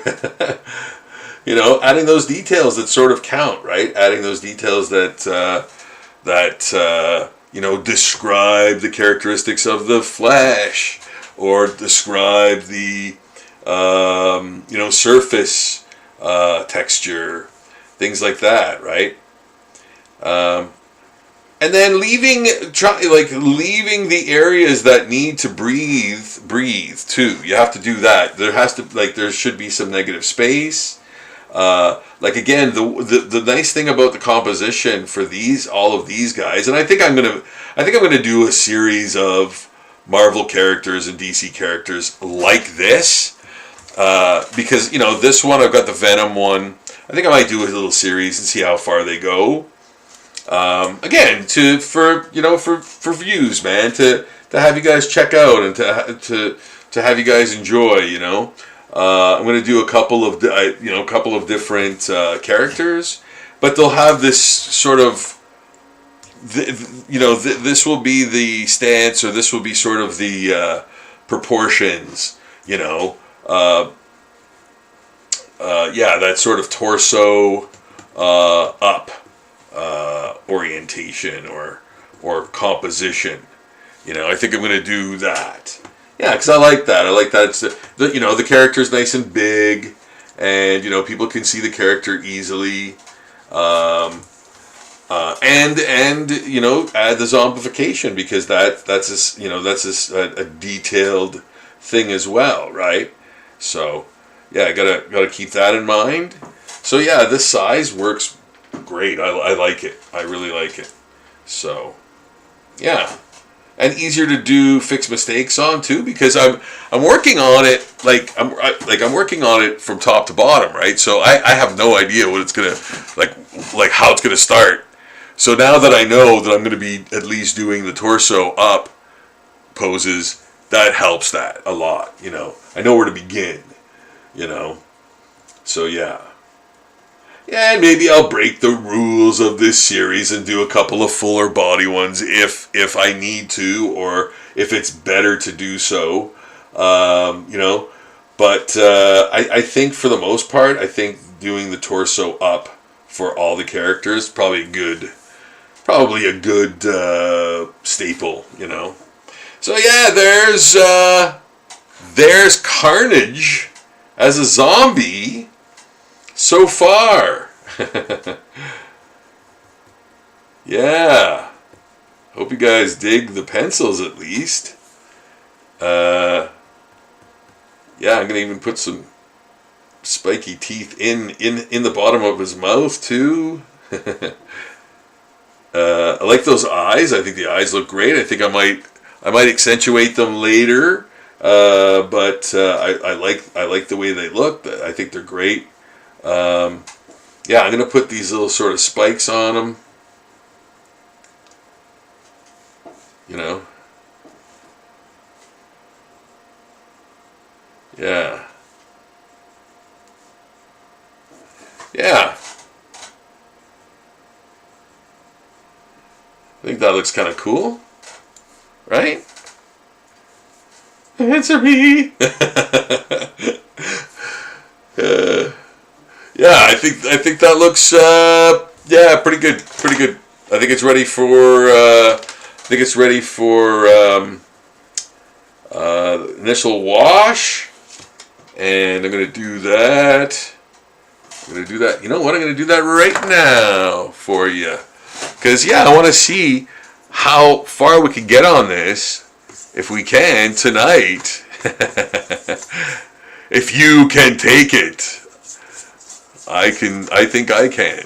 I think I can last all night. I think I can start and finish this carnage in one night. Maybe. Okay, I'm adding the very neutral gray. Wait, give me 1 second here. Very light neutral gray I'm adding. That's a little warm. That's okay. He's red, so if it's a little warm, that's fine. But everything gets basically the initial gray wash. If you notice, this, even the page here is kind of ripped at the side, so but I'm going to draw on it anyway. I don't throw away anything. If there's paper to draw on, I'll draw on it. Anything that can't be worked on will be recycled. That's the thing that I believe. I'm a recycle guy. So one of those guys, those jerks. No, it's just one of those things I do, and I do all those environmental things, whether it helps or not, whether my small contribution makes any difference or not, I still do it. Yeah, I do. Compost and all that stuff. Do all that stuff. Well, I have a yard, and I usually put my compost behind my big cedar, which is great because it just turns into earth. Whatever the entomology, whatever the animals don't eat, in terms of fruit waste or what eggshells or whatever. Coffee. No, there is no coffee grounds because I do instant. Yeah, see, that's what I mean. I even do that, right? So no coffee grounds anymore. But yeah, I used to throw that all back there, and it just turned to earth. It just turned to earth. Whatever the animals and insects didn't basically use or eat would turn to earth. The worms would eat it, and poop it out, and became earth. So yeah, it's all good, man. It's all good. All of that goes back into the earth anyway. So even if it's theoretically in the garbage, no big deal. Even if it's in a landfill, it will be used somehow. Yeah, I think of this stuff for some reason. Oh, but I think Zombie Venom here looks pretty cool. Let me know your thoughts if you want to pipe up on the chat and tell me what you think of Zombie Venom. So that's the first wash. That's the first gray wash. I will then, when that's sort of dry, I'm going to hit it with the red. I think that will really pop it out. Maybe do the teeth first. Maybe do the teeth in a pale yellow. But yeah, we'll do that after it's dried. And I can easily go back to any number of drawings. Let's see. Oh, I'm going to do Zombie Pinup. A Zombie Pinup drawing. Okay, there we go. What's underneath? Oh, another Zombie Pinup drawing. Okay, so it would have been that. Oh, and there's another. And there's a bunch of... Okay, so you know what? I'm going to do this Pokemon next, I think. Okay. So here I am drawing another new Zombie Pinup Diva from the gigantic series. 1100 this Halloween. So check out my Patreon for that. I will have the 1100th one on Halloween. I think this will be in the 1000 60s. So I got enough to go. I've got about 40 left to do before Halloween, but I've got some on the go, and yeah, I'm looking forward to doing more. So, but those are all on my Patreon. If you want to check those out, all the zombie pinups, they are there, and they are also added to my zombie portrait site every single day, with other art rather, and that is in the blog at the bottom, right at the bottom of the page. Scroll down to the bottom of the page, and you'll see a ton of zombie art, which is brand new, you know. Zombie portraits and zombie daily. The blog is the basically Zombie Daily blog. So yeah, that's where you can check out all the new art, all the art that I do on these live streams.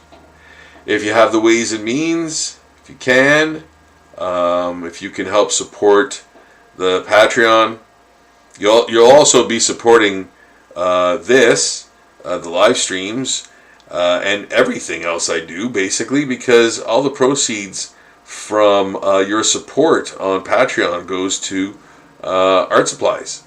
Doing a zombie a day for almost 20 years. No, it's more like, I think it's 17 years. But doing a zombie drawing or painting every single day for that long, that's a lot of resources. So, if you can help me on my Patreon, so I can buy new and better even art supplies, that would be so awesome. That's where your support goes.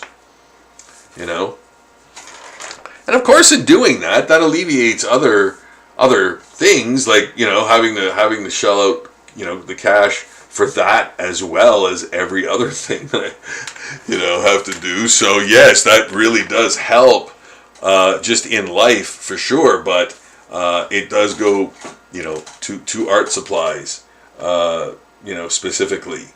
I do art runs when I get the Patreon funds. And yeah, it's awesome. Oh my goodness, I love it so much. Yeah, just the feeling of being, going to a Staples or God forbid a Michael's. I have to do that sometimes for sketchbooks and paper and things like that, and some pens, but mostly I get my pens at Staples. Thank goodness. They carry a lot of Stadler stuff. Which I love, and it's like, it feels affordable, so I usually go there with the Patreon funds, that some of you are so wonderful to support me with, and like I said, if you have the ways and means, $2 a month is all I would ever ask of you. If you can support with more, please do. But like I said, if I could get 500 people on planet Earth to to throw in $2 a month, now that sounds crazy, but $2 a month for art supplies, that would be astonishing. It would just go to me creating more and better and different art, for you to see. Yeah.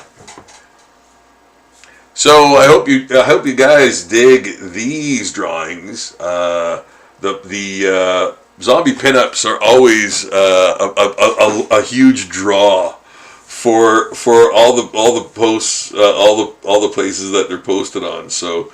I hope you guys have been enjoying them these many years. They've been such.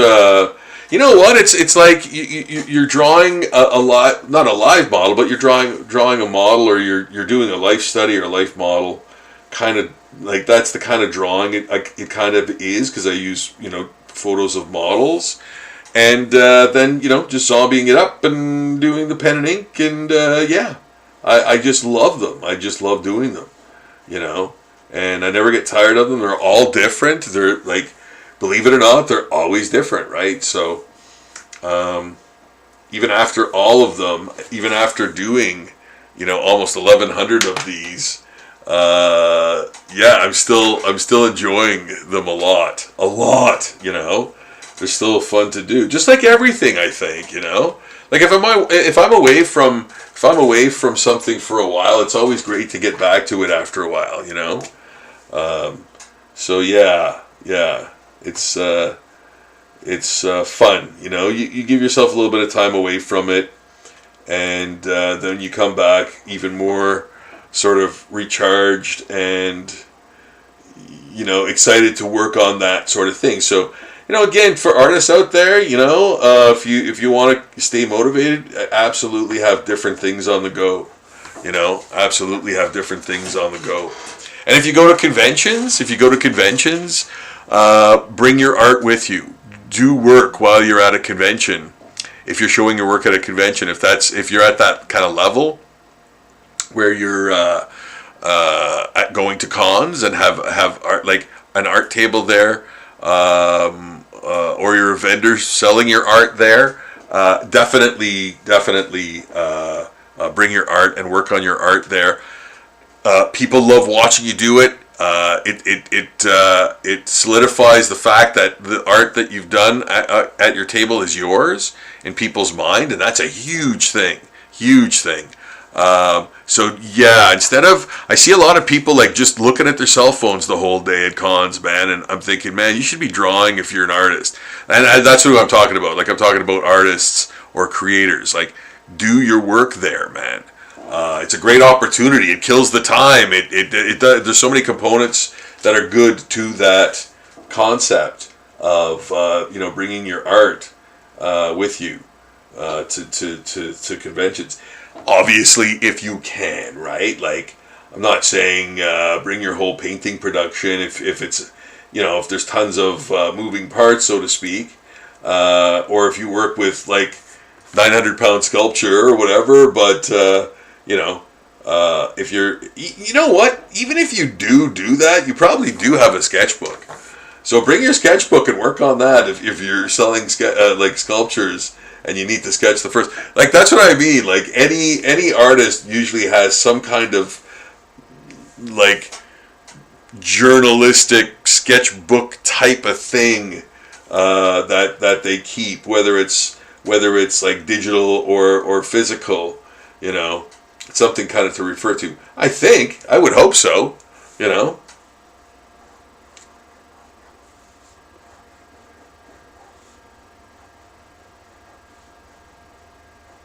With me, to go out into public and or whatever with the sketchbook is usually not feasible. I'm always either driving or engaged in something, or like I don't have a commute, so to speak, where I could be doing a drawing while I'm waiting for blah blah blah. But my life doesn't really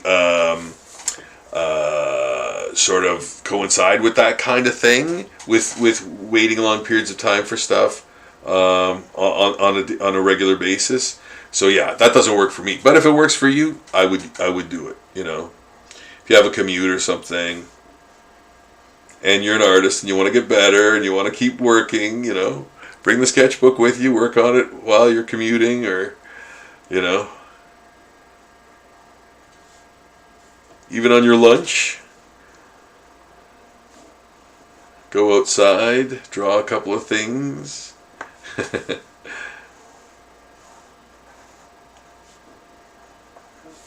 Yeah, so just kind of making stuff up, tree textures, foliage. I'm doing the follow the line type of inking right now, and then later on I'm going to embellish, probably each leaf to a degree, or add some vine, vines in there with fancy sort of twirling, vine shapes, So yeah, doing that kind of stuff, and making it up as I go along, but sort of going, okay, well, I know the territory, right? So I know, I know what's expected. I know what this, I know what the expectations are for this drawing. So kind of making it up as I go along, sure, but I'm using a lot of experience of doing these before to create these patterns and shapes and stuff, right? So yeah. Yeah.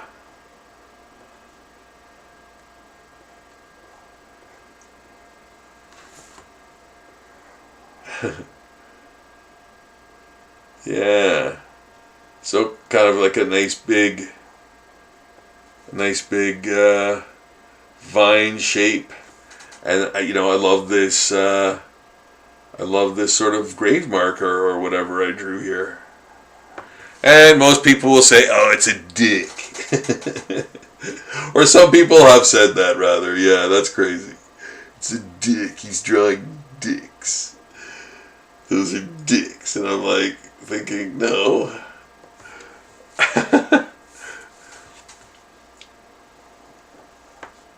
I'm not that juvenile. Yes, I am. I do put sometimes like hidden things within the art, but I don't know. Do I do that often? I'm not sure. I'm going to see if this... Oh, look at that. That's nice and dry. Okay, so I'm going to add the red now. Woo! I'm going to add the red, I think. Oh boy. There we go. I'm going to add the red now to this carnage. Ah, it's the carnage.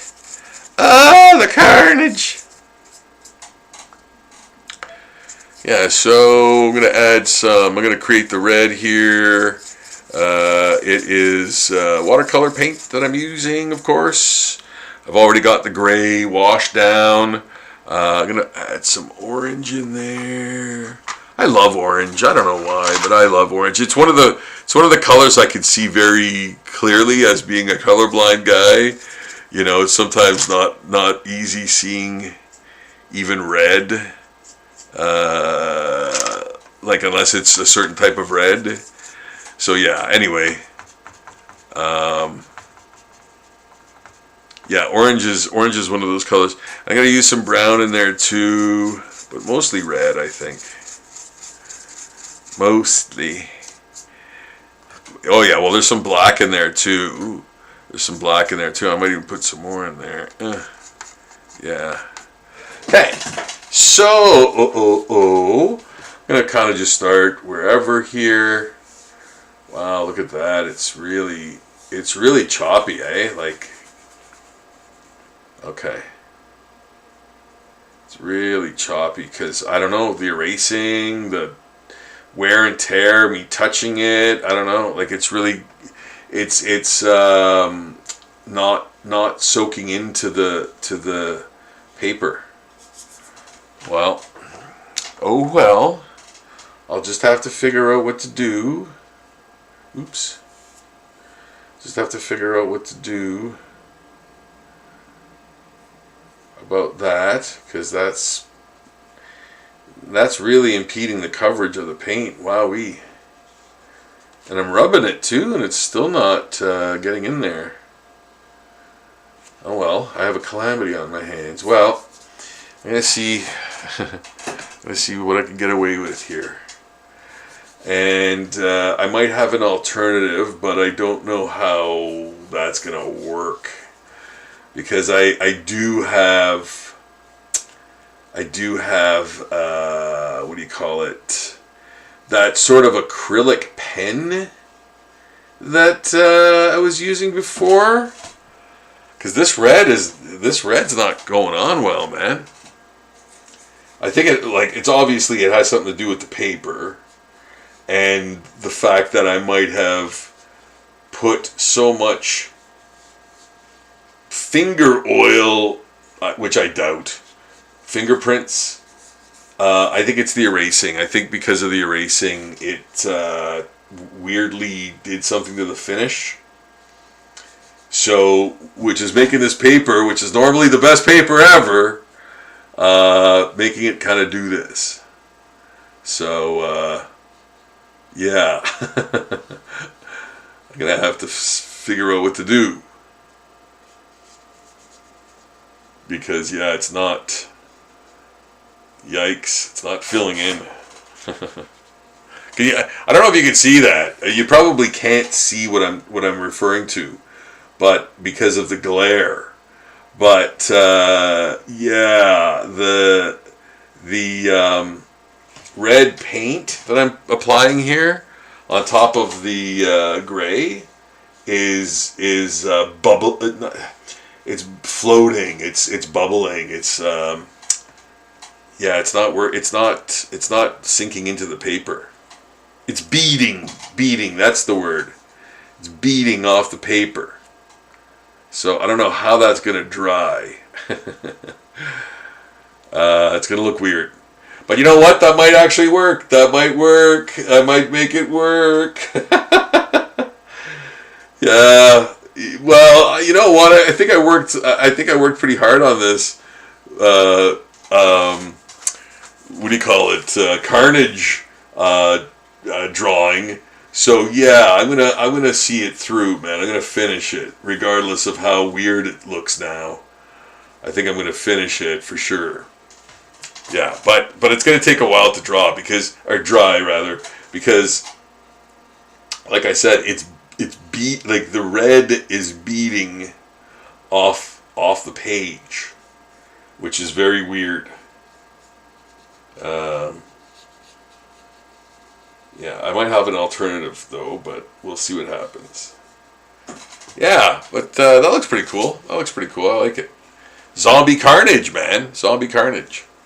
Okay. You're all watching me draw this live, and you're watching me draw Zombie Carnage from Marvel Comics, and for fun and coolness, making it look cool, man. Oh, that's good. All right, how about I finally finish this Pokemon that's been sort of plaguing me for a long time now, because I just haven't gotten around to finishing him, and he's close. So let's see how many actual drawings I can get done tonight. I've already got a couple. I don't know how much more of that Carnage I could do tonight. I'm gonna try, but I think I'm gonna use Sharpie on him to actually even out that red, or add the red to his tendrils and add weird more detail to his tendrils in red. Then ink them. Yeah. So, excuse me. So I definitely will be finishing that. Like, I won't be finishing that tonight because of the process. Yeah, that's just the way that one goes. But I did get quite a bit of stuff done tonight, as you guys saw. I got pretty far on this Zombie Pinup Diva. Really far on that. Finished this one. I love this one. I think this one's great. You know, so I really love that one. I think this Pokemon turned out great too. I really like the way he turned out. You know, think that's good. And then the earwig, man. I did the earwig earlier. Finished the earwig with all the weird bubbles and worms growing out of the bubbles that are basically part of his flesh now, and there's worms that are controlling him. You know, that's the earwig zombie. Yeah, man. So I got that done earlier too. So yeah, like 3 pieces down, three, and then started the Carnage one. That was something. If you saw me toil with that was probably the funniest thing, because I did a version of it and it sucked. And I thought it was awesome until I really saw it, and I was like, no, this ain't no good. Yeah, so if you saw that, you might have gotten a laugh out of it. But you can check out this live stream tomorrow too. Check out the stuff that you missed, and yeah, you'll see me flub that. You'll see me flub the Carnage zombie pretty bad. Yeah, yeah. So that's not how it turned out, or that's not how it started out. That's yeah. I erased the first one. I erased it. But you can see it actually. You can see it still in the live stream. If you watch the recorded version later, you'll see the first version of that Carnage that I started, and it was awful, awful. But I was convincing myself it was good until I looked and went, no, it's not good. You gotta change that. People will think you're crazy. Yeah, so here I am, just adding more detail and form to this Pokemon. I really like this one. I think this one looks great. I like the way it turned out. And yeah, like I said, man, I still flub some things, right? So I was just talking about how awful the first version of that Zombie Carnage was, but sometimes I really like some of the things that I end up with doing, and I think they really work. Sometimes in spite of not having it all my damn self, like I'm not the best artist in the world, but I really do put in a lot of effort, and I do try and learn, and try to get better, and you know what, guys? Honestly, when you help support my Patreon, and just even subscribe to this channel and watch, when you guys do that, that means everything to me, and wow, like I can't tell you how happy and how much that means. Like it means that you like my stuff enough to do that, to support it, and man, that means the world to me, guys. I just don't know how else to put it. It's beyond words. I thank you so much. I thank you so much for the current Patreons and past Patreons, and absolutely the future Patreons. I hope you guys have the ways and means someday, and if you do now, please help support my Zombie Daily Patreon.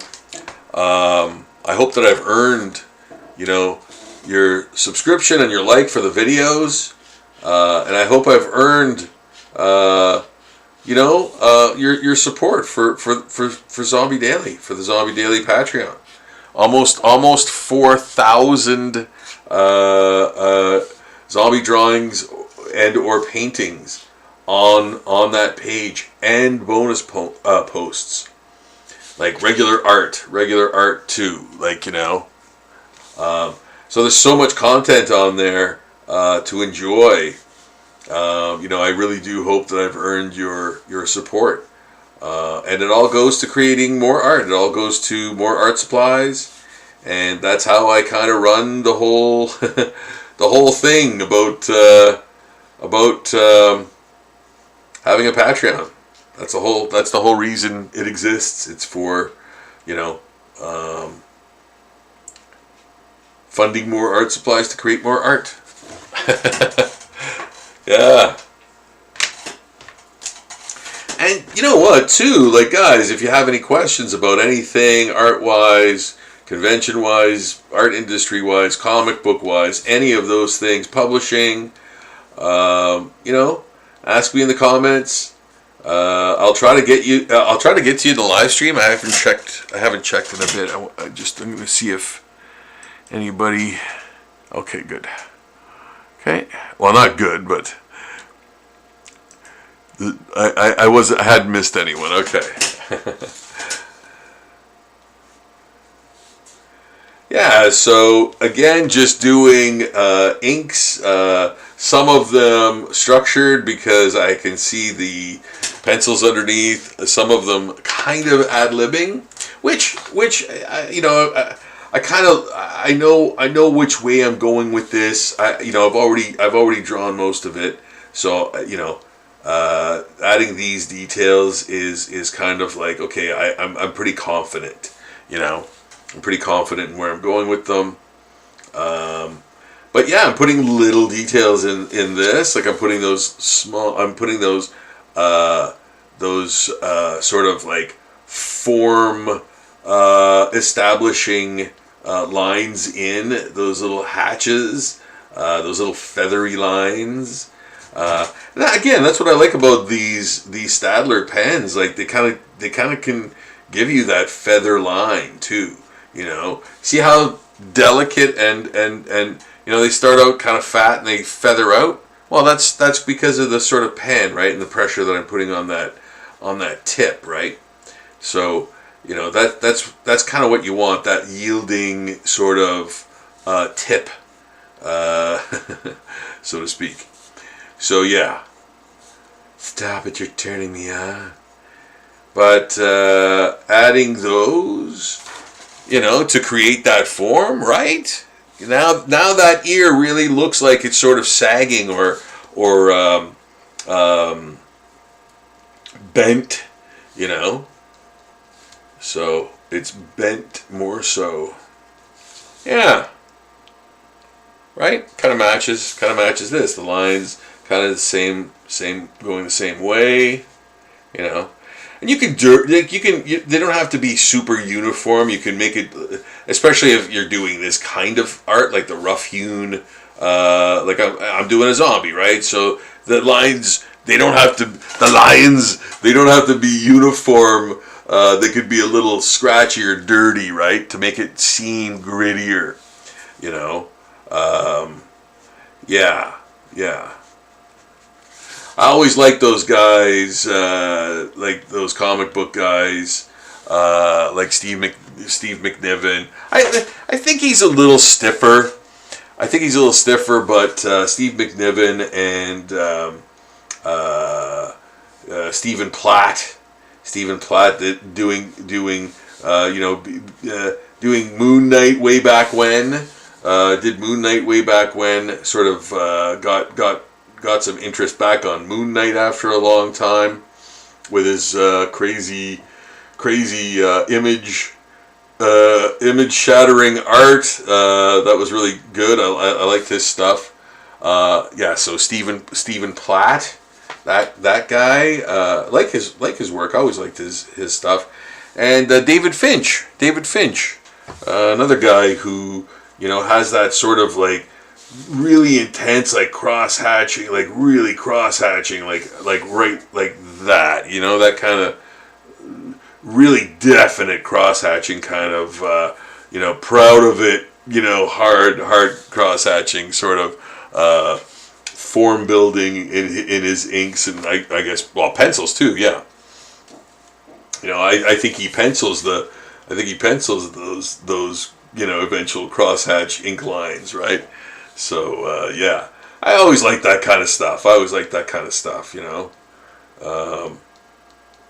Yeah, Finch was great. I remember him, David Finch. David Finch? Is that, I'm thinking of the director? Or is that both of their names? The guy who, he did, oh boy, not CrossGen. What company did he work for? Ascension, or he worked on the Ascension for Top Cow. That's what it was. Yes, and then he went. I thought it was Dave Finch. Oh, David Fincher is what I'm thinking about. No, but it is Dave Finch, is the artist, the comic book artist, and then David Fincher, that is the director, of course. Yes. Yeah, that's what happens when you have too many interests, or too many like similar interests, right? Like comics, movies, you get some of those those individuals' names mixed in the old capesa, in the old cranium. Yeah, so there we go, guys. I love this. I think it looks good. I think there's a lot of nice details in there. Really mushy, and really sort of squishy kind of feel to him. Kind of like that. Maybe I'll put some red viscous fluid in there to, add some spice to the proceedings.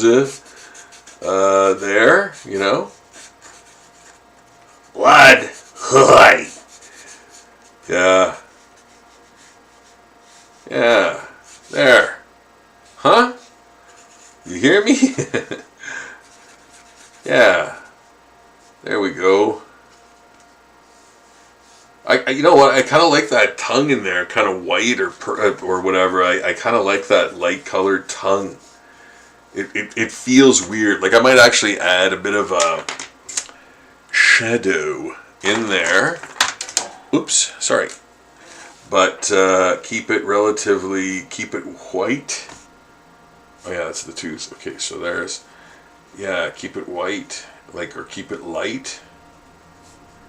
There. Add a bit to the teeth there. He's got that flaming carrot. He's got the flaming carrot shadow gimmick on his teeth. Yeah. Flaming carrot, man. A comic. I can't remember the cat who does that. Jeez. But flaming carrot, man, that was, that's the thing, man. In the early, I guess it was either 80s or 90s. I can't even remember when that came out, but definitely it was out by the 90s.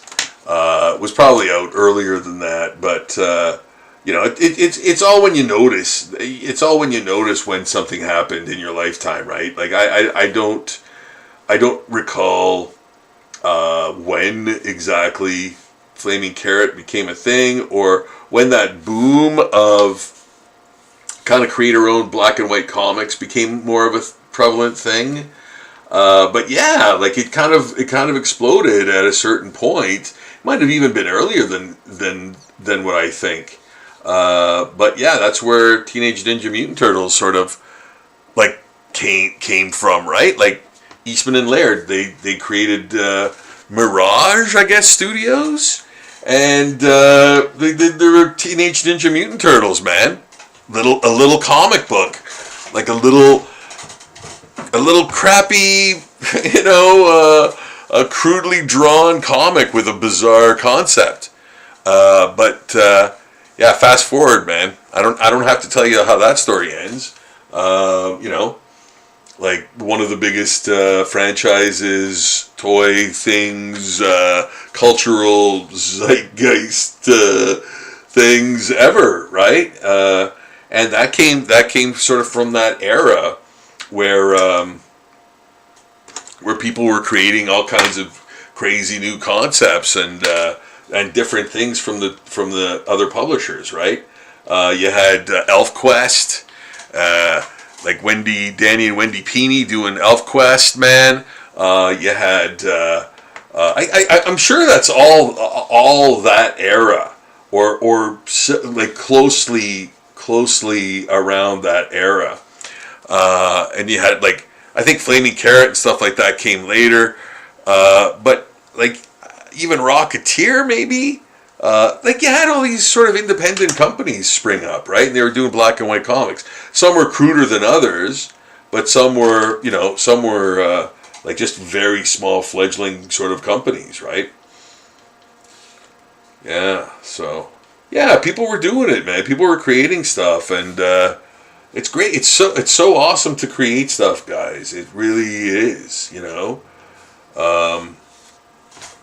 Very fun to do. It's expressing yourself, it really is, right? And you're trying to maybe find commonality. Well, okay, so this one's done. I think.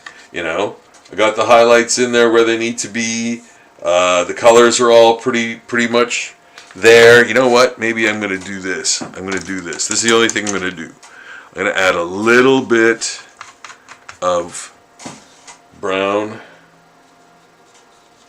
just to, yeah, because I find it's a little dead, like it's a little too dead. Yeah, it's a little too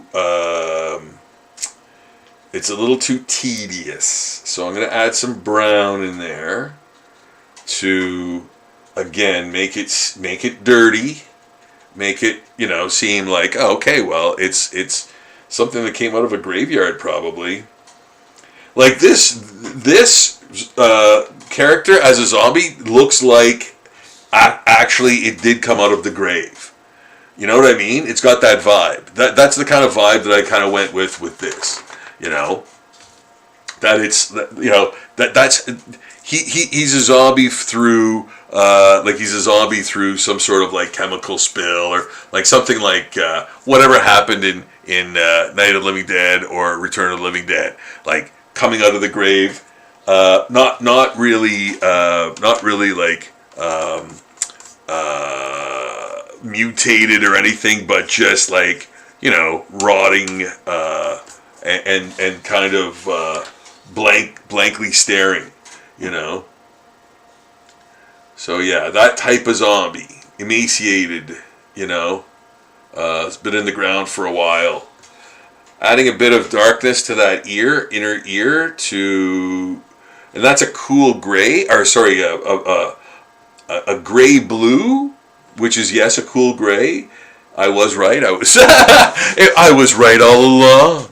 That's what I've been trying to say. Yeah, so adding the cool gray or blue gray to that ear, you know, helps it to recede, adds that shadow in there, creates that depth, right? And guys, I'm telling you, it's so awesome seeing these things, seeing the originals. They almost look three-dimensional, like for reals. I don't know if you can pick up on that with the camera, but the scan just can't do it justice. It flattens everything, right? It flattens everything. So like it doesn't look like an original. Like nothing tops the original, man. So if you want to get yourself an original, drawing by me, Rob Saggetto. Yeah, just go to zombieportraits.com, hit the contact us button, and when you contact us, you're contacting me personally, and I will get back to you and we'll discuss what you'd like me to zombify. If you'd want a custom, if you want to get a zombie portrait, even you can either order one right then and there, or if you have any questions about the process, or if I can do more than two people in a portrait. I've done. I think the most people I've done in a single portrait was 14, I think. No, actually way more than that. If you count the Frank's Deli,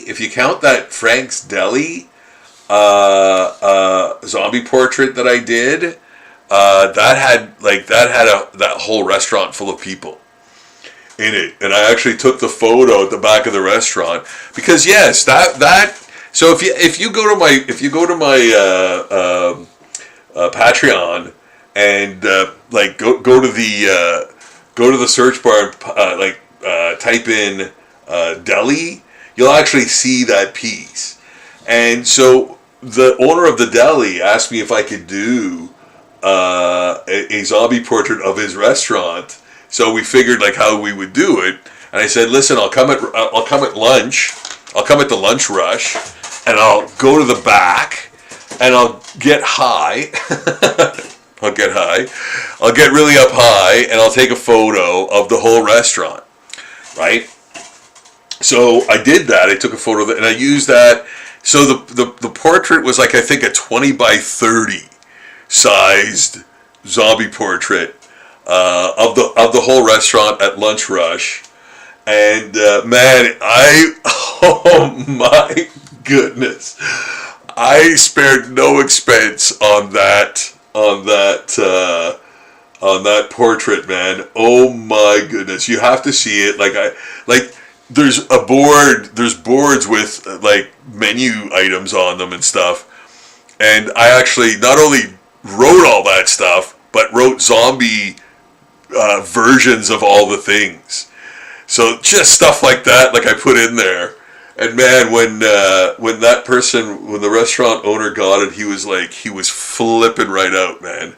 And I love that piece. I love that piece so much. I put so much work into that, and I was so happy to, present it to him. Yeah, that was awesome. And he's purchased. Him and his brother purchased many pieces off me, many originals off me before, and I'm always happy to do it for those guys, because they're like right into them so much, So yeah, I'd love to do yours next, man, guys. If you want me to do a custom for you, I could even do a custom live in a live stream for you. I think that'd be really cool if you wanted me to do that for you. We'll figure that out. You can go to my Zombie Portraits page, go to the contact us button, ask me whatever you'd like me to do. If I can do it, chances are probably yes. So that guy's finished. That guy is now done. I'm going to now. No, you know what? Gotta put one more little thing. Yes, there and there. There. There we go. Oh, and you know what? This as well. I'm gonna thicken this line up, because that's a hole in his ear. Yeah, maybe thicken this too. All right, put it away. Go to the next thing. All right, there we go. There it is. I'm gonna add some. I'm gonna add some stuff to the venom. Wow, that dried. Okay, it's dry. See, again, that's one great thing about this paper, is that you can almost throw anything at it and it works. And you know what it is? It's dollar store watercolor paper pad. It's a dollar store watercolor paper pad. Now the thing is, it isn't this. Like this, I find, and this is a dollar store pad too, but like the one that, like this is a different paper. This one is like, it's the same price. It's $3.25. Oh my goodness, 20 sheets. Like that's amazing. Okay, 20 sheets. Okay, now the watercolor, this watercolor paper is different from this, but I use it the same way. I use this side. I use the flatter or slicker side than the very porous. You can see that the camera's even picking it up, right? Like it's having a hard time picking it up, I think, but like you can see the texture of that, right? You can see the texture of my fingernail, for goodness sakes. So you can see the texture of that. So I use the back. Because it's way, way, way better to ink on, obviously, the type of ink that I do. It's like it has less bumps and weird like ridges and stuff. I'm not saying that side is no good. I'm just saying for what I use it for, it works way better for me. For this. Oh no, I put my hand right in there. Okay, so I'm gonna actually go over these little guys. Yeah, because they need attention too. And I'm gonna go with the nice thick red that I've got that I sort of created with the brown and orange and umber. Umber. So there. You're watching Carnage as a Zombie, as drawn by Rob Cicchetto.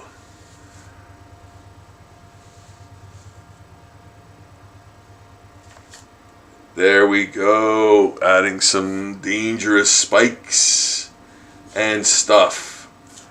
and such. Yeah, man. So it is really weird. Like the application of the paint on this is very bizarre. But I'm gonna I'm gonna try to work with it.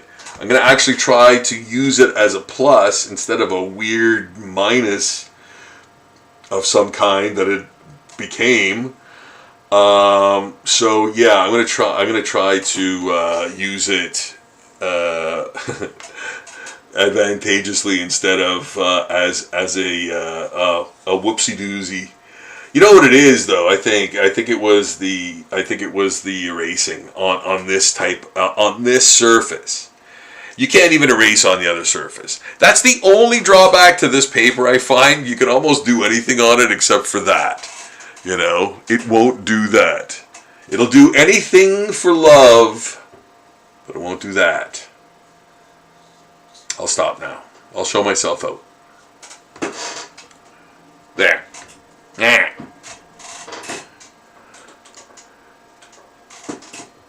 There. Oh, you know what? How about some of this? How about some of this action? You like that? You like that? Do you like that? There we go. There. Yeah. Yeah. Adding some sinuous, fleshy, flesh-stressed areas. Really have to be cognizant of those fingers. You know what I'm going to do? I'm going to try to differentiate those. I'm going to try to differentiate these front claws.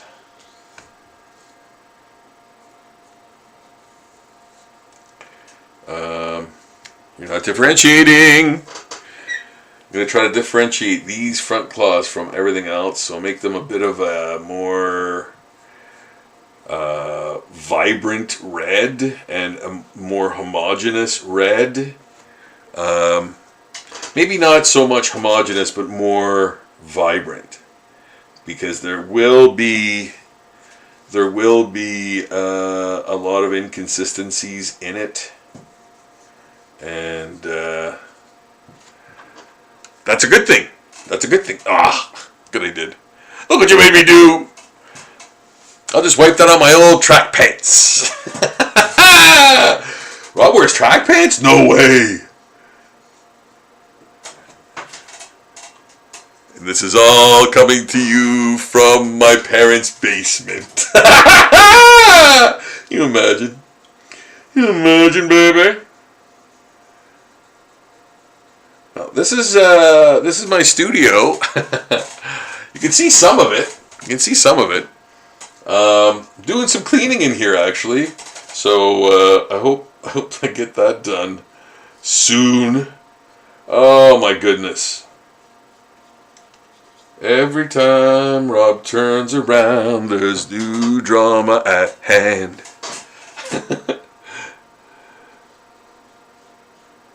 So, I hope you guys are enjoying watching me talk and draw. Draw and talk. Draw talk. I bet most of you have the volume off right now. Yeah, I hope you guys are enjoying the drawings and the talk. To see more, go to the Patreon page. The link will be in the description below. Check that out for all of this stuff that gets done. Ends up on the Zombie Daily page and Zombie Portraits. So yeah, that is where all of the art ends up. It goes on to that page and the Zombie Portraits page. You can see all the finished work. You can see all the finished work there. Yeah. Okay, I'm going to put that aside for a while, let it sort of dry. And you know what? The drying time is much quicker on there, so I'm going to go back to that pretty soon. So if you want to watch more of me doing the Zombie Venom, just sit tight. I'll be back to doing him soon. I just have to wait a bit because he's still a bit tacky there from the last wash touch up. Yeah. So heading over to the Zombie Pinup Diva. Like I say, I always have a lot of things going on at once, right? A lot of different pieces happening at once. So that keeps me sort of motivated, keeps me fresh, keeps things sort of interesting. Philip Gandy, hello. I try to get to everybody eventually. I don't know when that was written as true today as when it was written. But hello, Philip. Thank you so much for watching, for saying hi. I really appreciate it.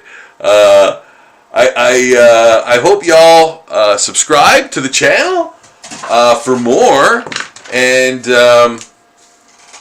for more fun and more drawing of things that never were, but now they are. So yeah, and I'm kind of welcoming you guys into my studio every other day. The drawing sessions, the drawing live streams are coming fast and furious, guys. I'm working through a lot of drawings as we go on a daily basis. I'm kind of showing you what I'm doing, like the process, of course. Talking about the industry, the art industry. Talking about so many subjects,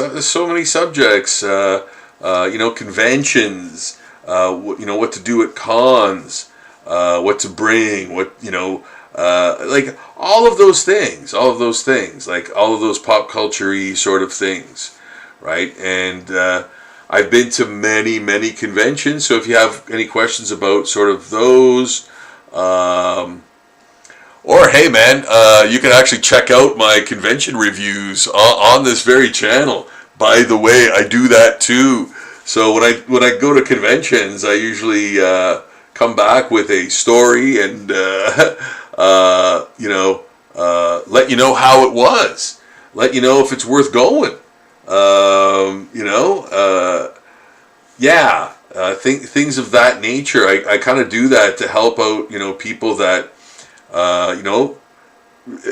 maybe shouldn't go to a certain type of con because it's not that kind of thing. And I want to warn you before going, because Lord knows I've done it many times where it's like, man, that con was not for someone like me, in terms of being a vendor or artist or whatever.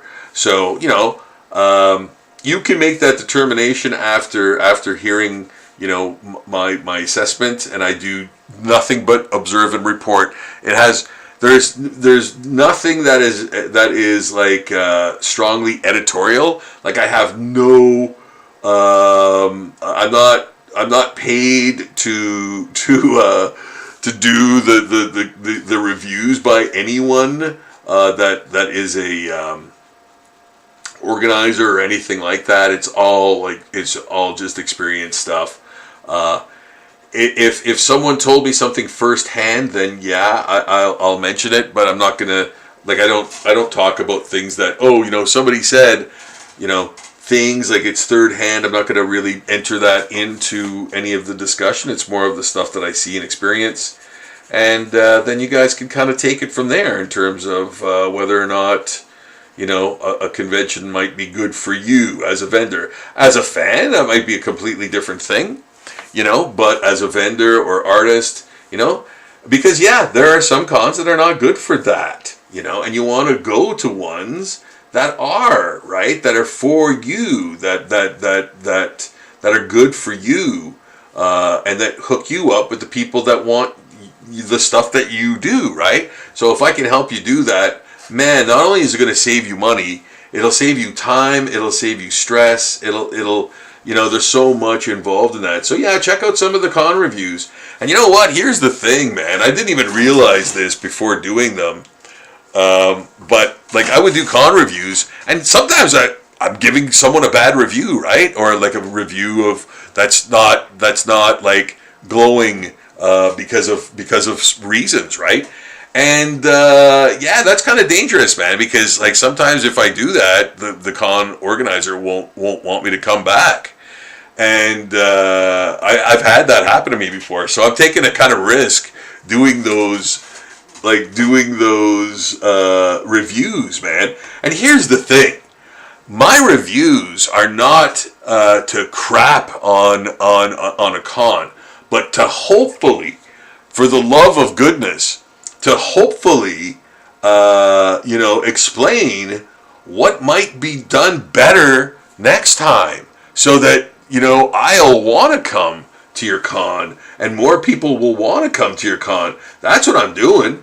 Like that's what I'm hoping to accomplish. I don't want to crap on people, man. But you can't be an organizer and just go like a con organizer and just go, okay, well, I'm just going to rent the venue and fill it full of vendors, man, and that's it. That's as far as my job goes. It's like, no, man, your job is to get hook people up in the community who want to go there to see those types of people or events or products or whatever it is, right? So, anybody can rent a hall and fill it full of vendors, man. But you gotta tell the people, man. You gotta tell the consumers, the customers, the fans, whatever, about the event. That's super important. So you gotta get out there and talk up your the people that you're having as vendors, man. Talk them up, find out about them. Tell people why they should come, why they're so great, and things of that nature, man. Like if I'm coming to your con, tell people about me. And I don't mean just me. I mean everyone, like every artist like me, or creator, and even your vendors, man. Even your people who sell games and comics and stuff like that. Like tell them, talk about their store or something, or how long they've been around, or whatever service stuff, things. Their amount of product that they're bringing, or whatever, So yeah, like get on every social media platform there is, that can hear the message of your convention happening, and yeah, talk it up to the point where it's you can't miss it now. We'll sell you the seat, but you'll only need the edge. That kind of talk, man. That kind of thing. Get people in the door. Oh, no. I just spilled coffee on myself. And you spilled coffee on myself. Ooh. Oh. There. All right. Now I'll drink it.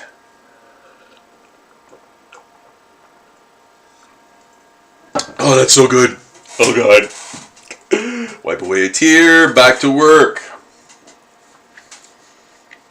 Yeah, so this is coming along pretty nice. I like this one.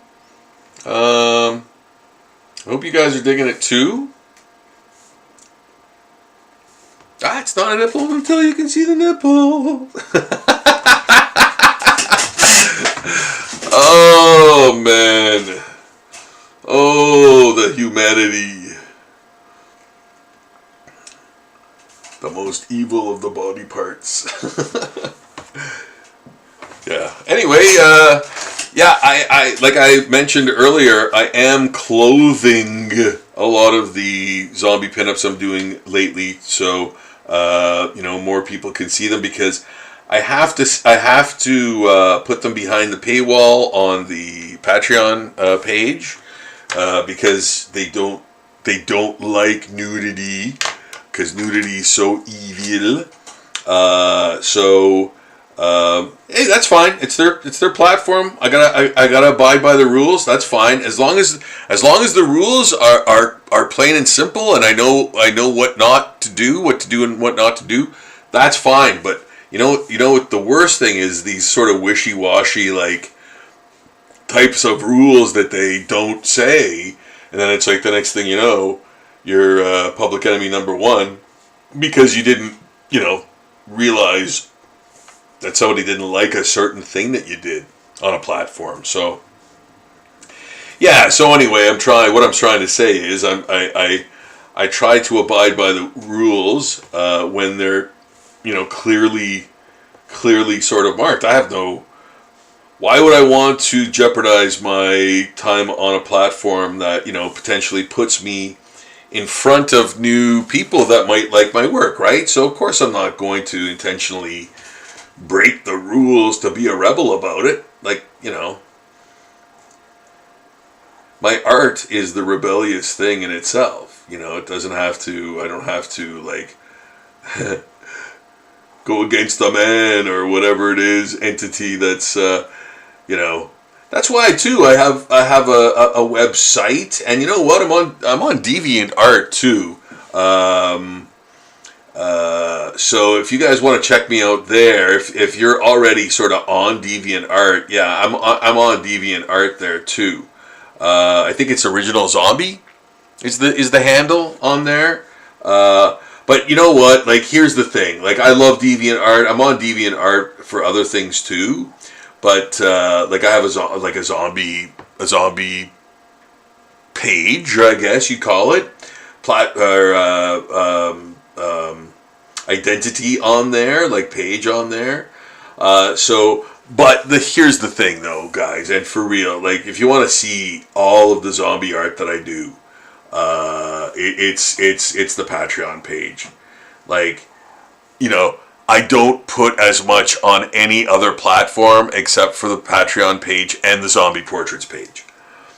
Like, those two are the flagship, pages that I show my work on.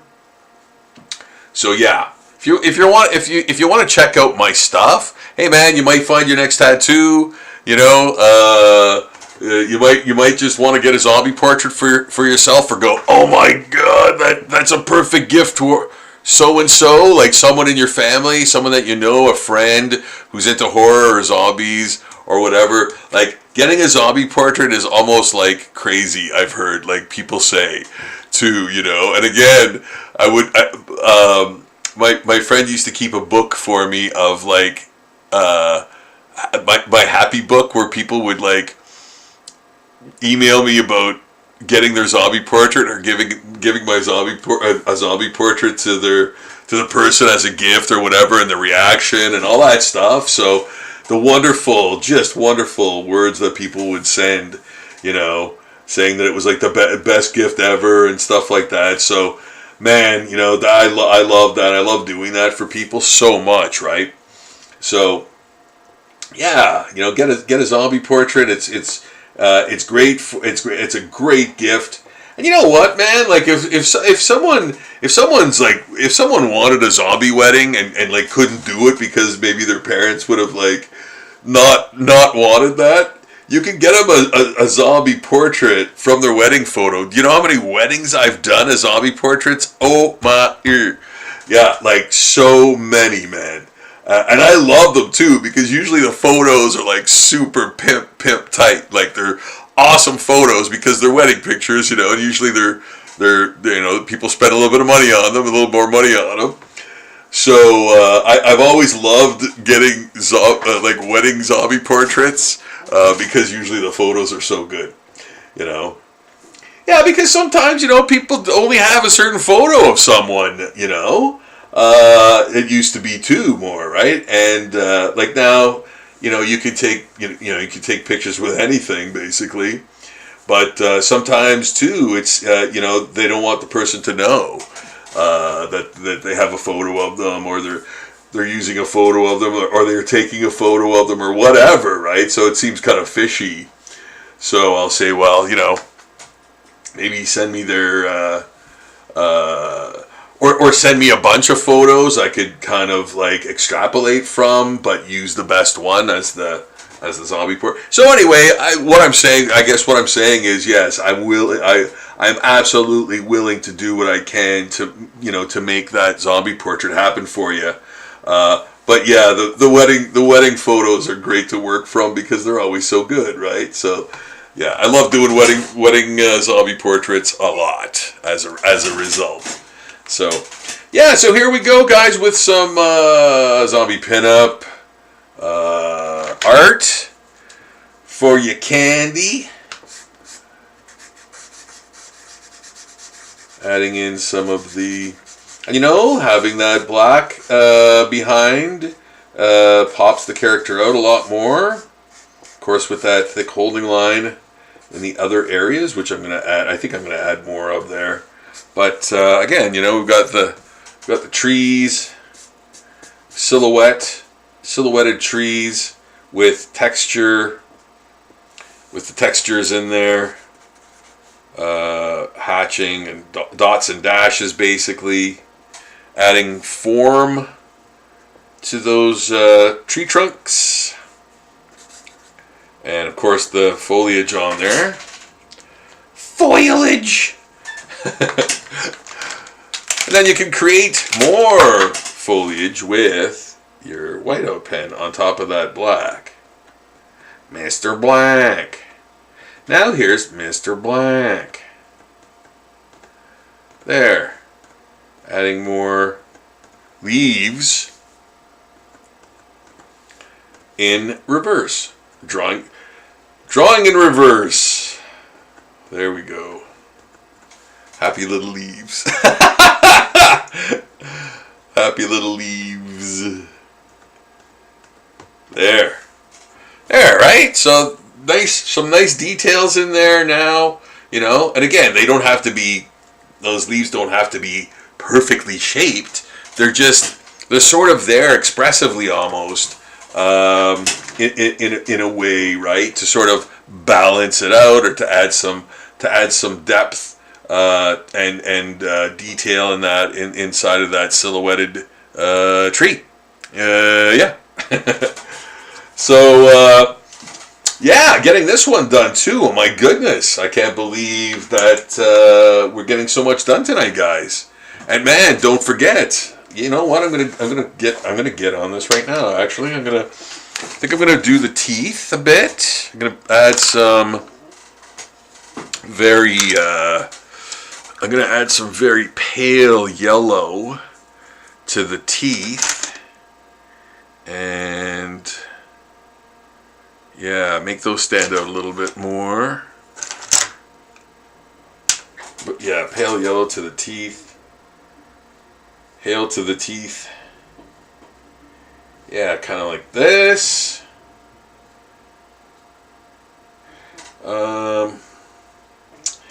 What is that mouth gonna? You know what? I think I'm gonna do that sort of in red, but with this gray too. Yeah, a gray red. Yeah, like sort of a dirty red in the mouth area, I think. But that skull has to be white, I think. But yeah, so I'm not going to put too much red because the teeth actually start even at the bottom of his mouth, right? For the zombie version of him. Yeah. Kind of there and kind of there, and then I think that's about the extent of the red for his mouth, and then there's going to be that sort of, the skull's going to kind of be a little darker in there, but white. Like the skull's going to be white, but it'll have enough shadow on it. Boy, my nose is itchy. I don't know why.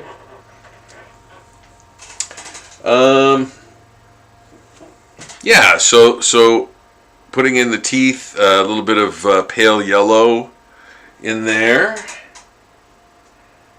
and I like that. I like that a lot. I like the it brings the teeth out more. It like pops the teeth out a little bit more. Yeah, and this I can kind of just do a wash over because it's all teeth. It's all teeth down there. And then have it taper off. Yeah. Well, of course, when that's inked, it's going to come out way more, right? It's going to pop way more. But that's the area of the teeth right now. Now this looks like carnage a lot. I find now. Yeah. I was kind of like, because I you know what, I drew Carnage before and I didn't like him. I didn't like the way I did him, and I was like, I really have to do him over. And that's kind of, and same with Venom too. I did Venom, and it's kind of cool, but I don't know. I thought I should do him again, and that's where kind of these are coming from. Man, I think I need to. Yeah, you know what? Here it is. This is it. I gotta cut this, man. Yeah, let myself go. I'm a shut-in, man. I'm a shut-in. just drawing every day, never doing anything else. That's not true. I do other things. I do quite a bit of other things. I do. But I've been drawing up a storm lately, guys, and I'm really glad to have you watch on the live streams, and I hope you've been digging them. Really been trying to create some nice, cool zombie art for you guys. Did the Venom one, the Venom zombie earlier in the week, and that's on the Patreon right now. That's on the Zombie Daily Patreon. I'm going to leave the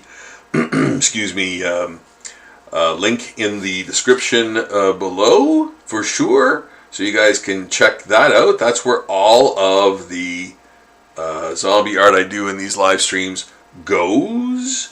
So yeah, check that out. Like, you have to. But pack a lunch. Don't forget to hydrate. There's a lot of material there. A lot. It'll take you some days to get through. It'll take you a few days to get through. Yeah, take your time, check it out, help support it if you have the ways and means. $2 a month would blow my mind. Honestly, it would. If you could help support Zombie Daily at $2 a month, if I could get 500 people on this planet Earth to chip in, to support it's basically the purchase of more art supplies, so that I can continue to create daily art. That's the whole thing behind my Patreon. It is to buy more art supplies, to purchase more art supplies, to create more daily zombie art. Because hey, I don't think I have to tell you, art supplies can get expensive, right? And if you're doing art every single day, and you've been doing that since 2008, yes, my friends, that is a large art supply bill. I can tell you that much for free.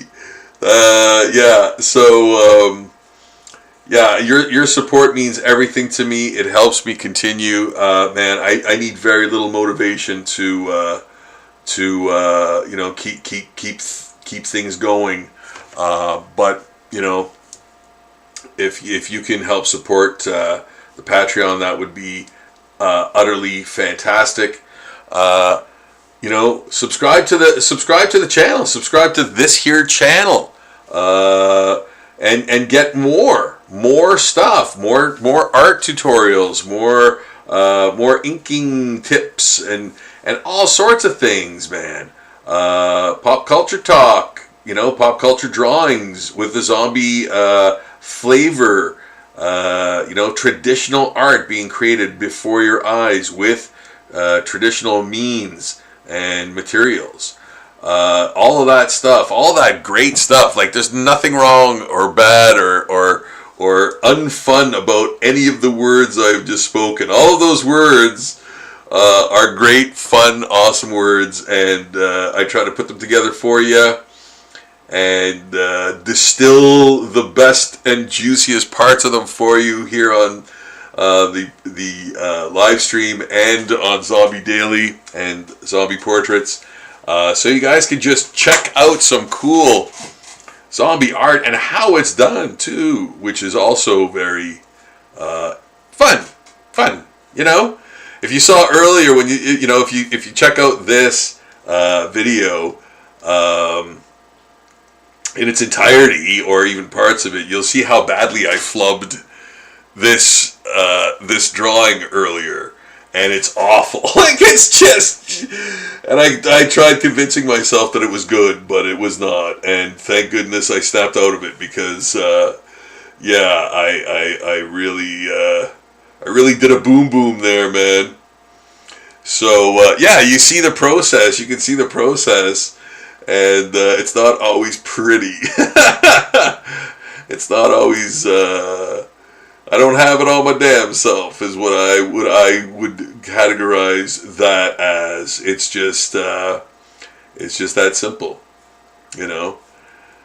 And the thing is, too, when you're sort of drawing something cold, without any knowledge of what the motivation of the character is or anything like that, or what pose you want to do, like, yeah, you gotta kind of work on it a little bit, you know.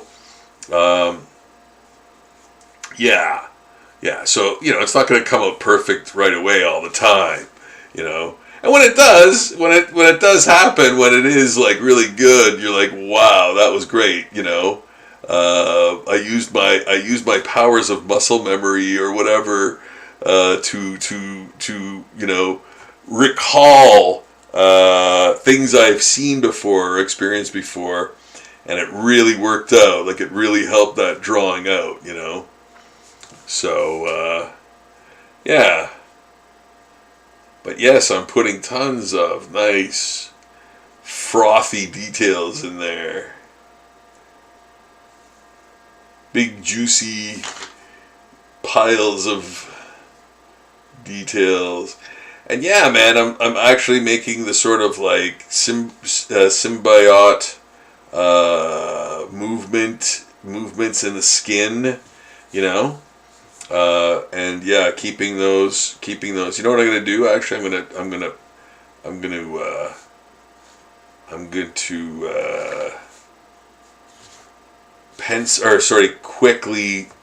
quickly ink the outlines of those fingers so that I don't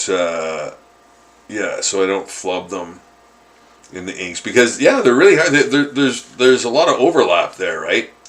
And so I want to make sure that I'm not in the wrong lane. So yeah, this you know what I'll do actually what I'll do is do this in a thick holding line. Just go for it, because that's what it's going to end up being anyway. That hand is front and center, man. So he does he have a tongue? Like, does he have a tongue? Like, he does, doesn't he? And I forgot. No, he doesn't. Okay, no, that's Venom. That's Venom that has the tongue. Okay, good. Because yes, I'm thinking the hand, the fingers are the most are the you know, closest to the camera, closest to the viewer.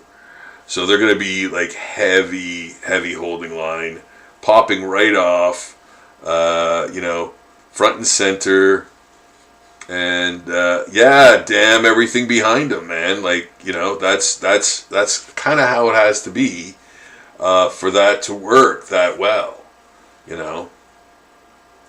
But I'm gonna try to keep those fingers in the back as evident as possible. There's the thumb, you know, and so like I'm gonna keep all that stuff so that you can see it. But yeah, it is in the background, but and it'll have a thick holding line as well, but not as thick as the hand in the front, because you want that to pop, right? So there is some more zombie carnage. Carnage. Oh, the carnage. Yeah, there we go. Zombie carnage.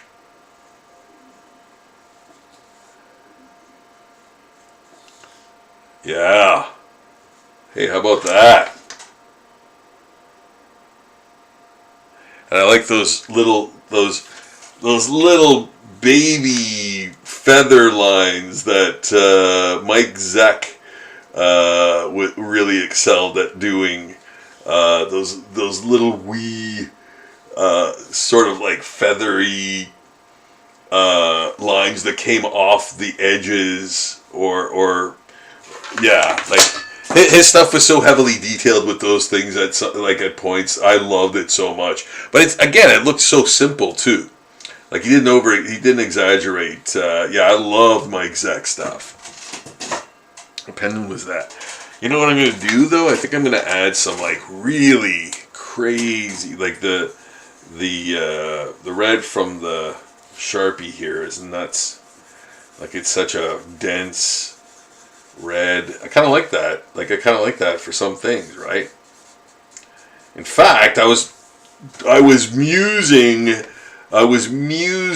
having to use this for the whole thing, because I didn't know how this red was going to react, and it is reacting weird, but I'm kind of leaning into it, right? Like I said, I'm kind of encouraging the madness of the way the paint applied to the paper to this, you know, type of surface, because of all the, I guess, erasing made the paint bead, and that's not good, you know.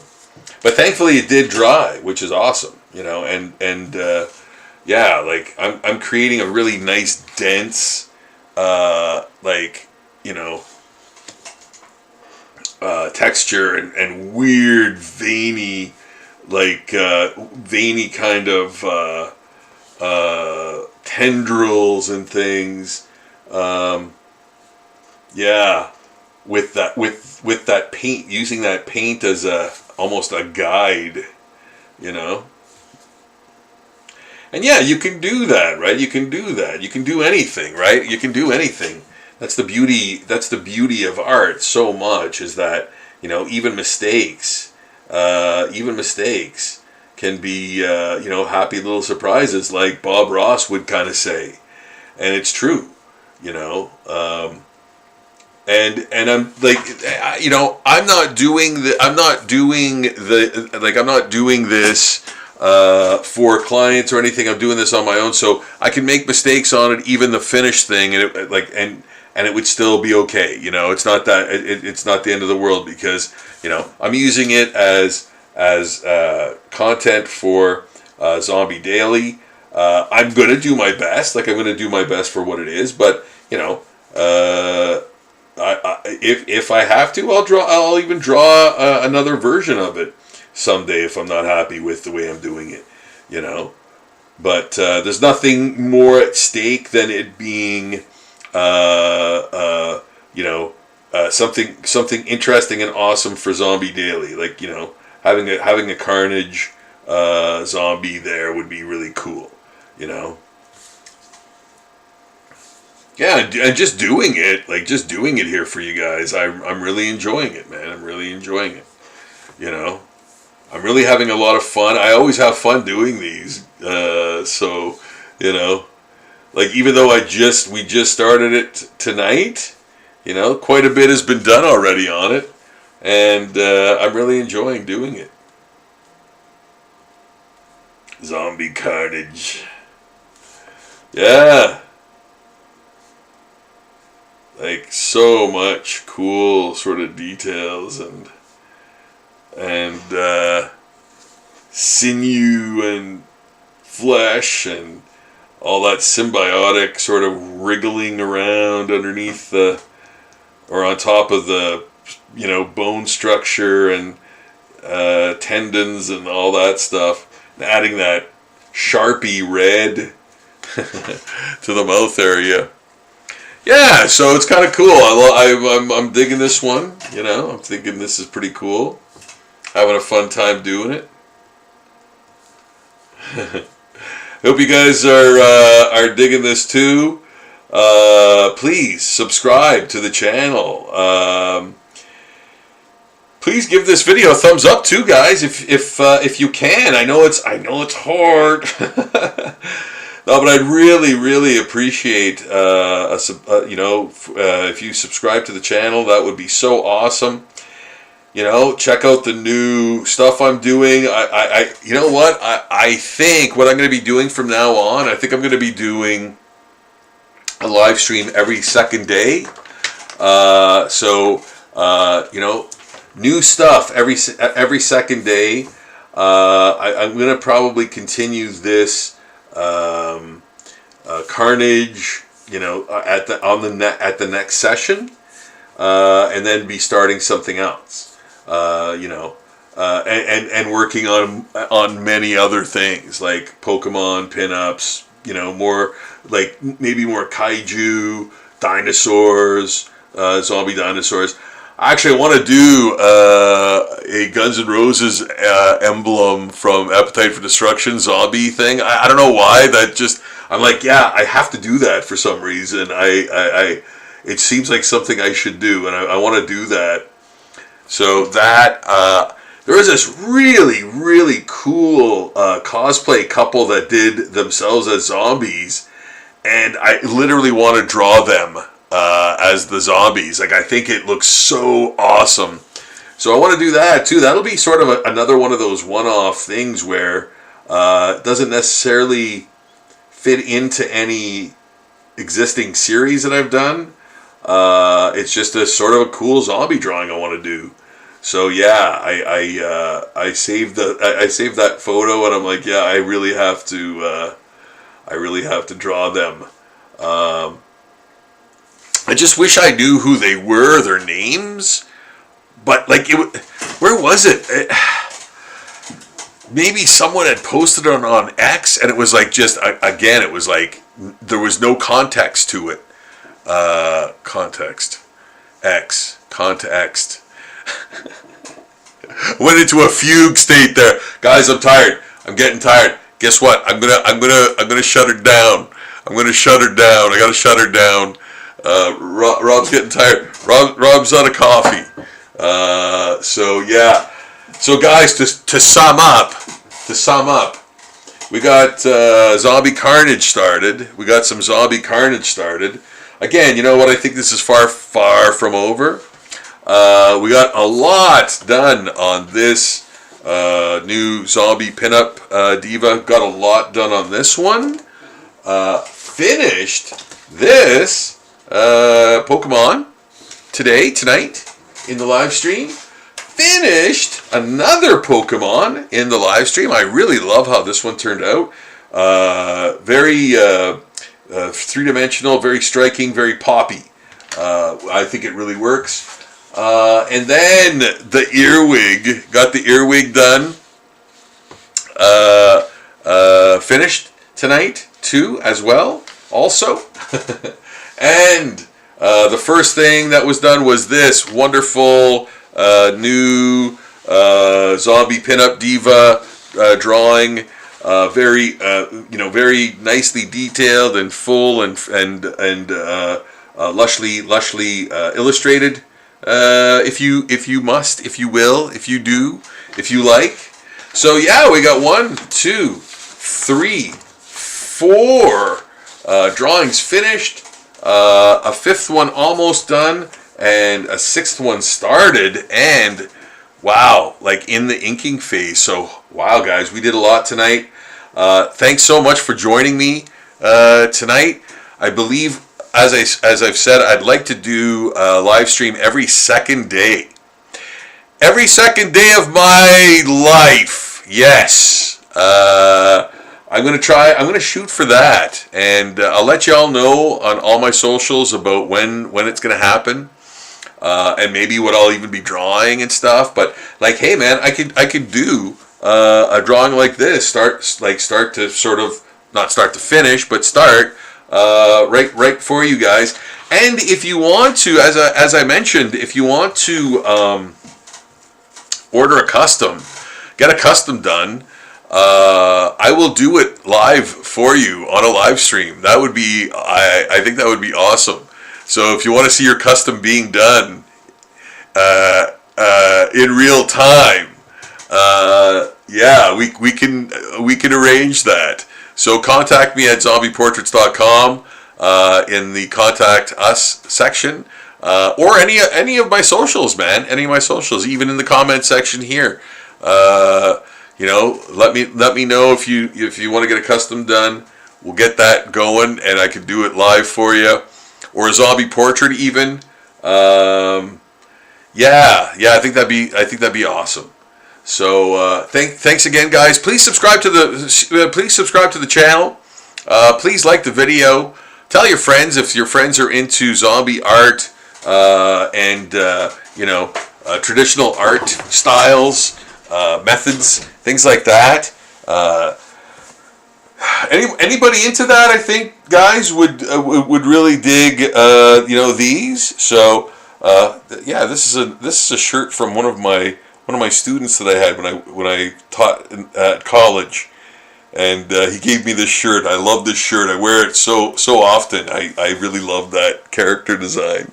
So that's super. Anyway, guys, I will bid you adieu for this evening. Looking forward to seeing y'all again, and yeah, hopefully we'll do some new drawings that you will enjoy, and some sparkling banter, which I hope you enjoy as well.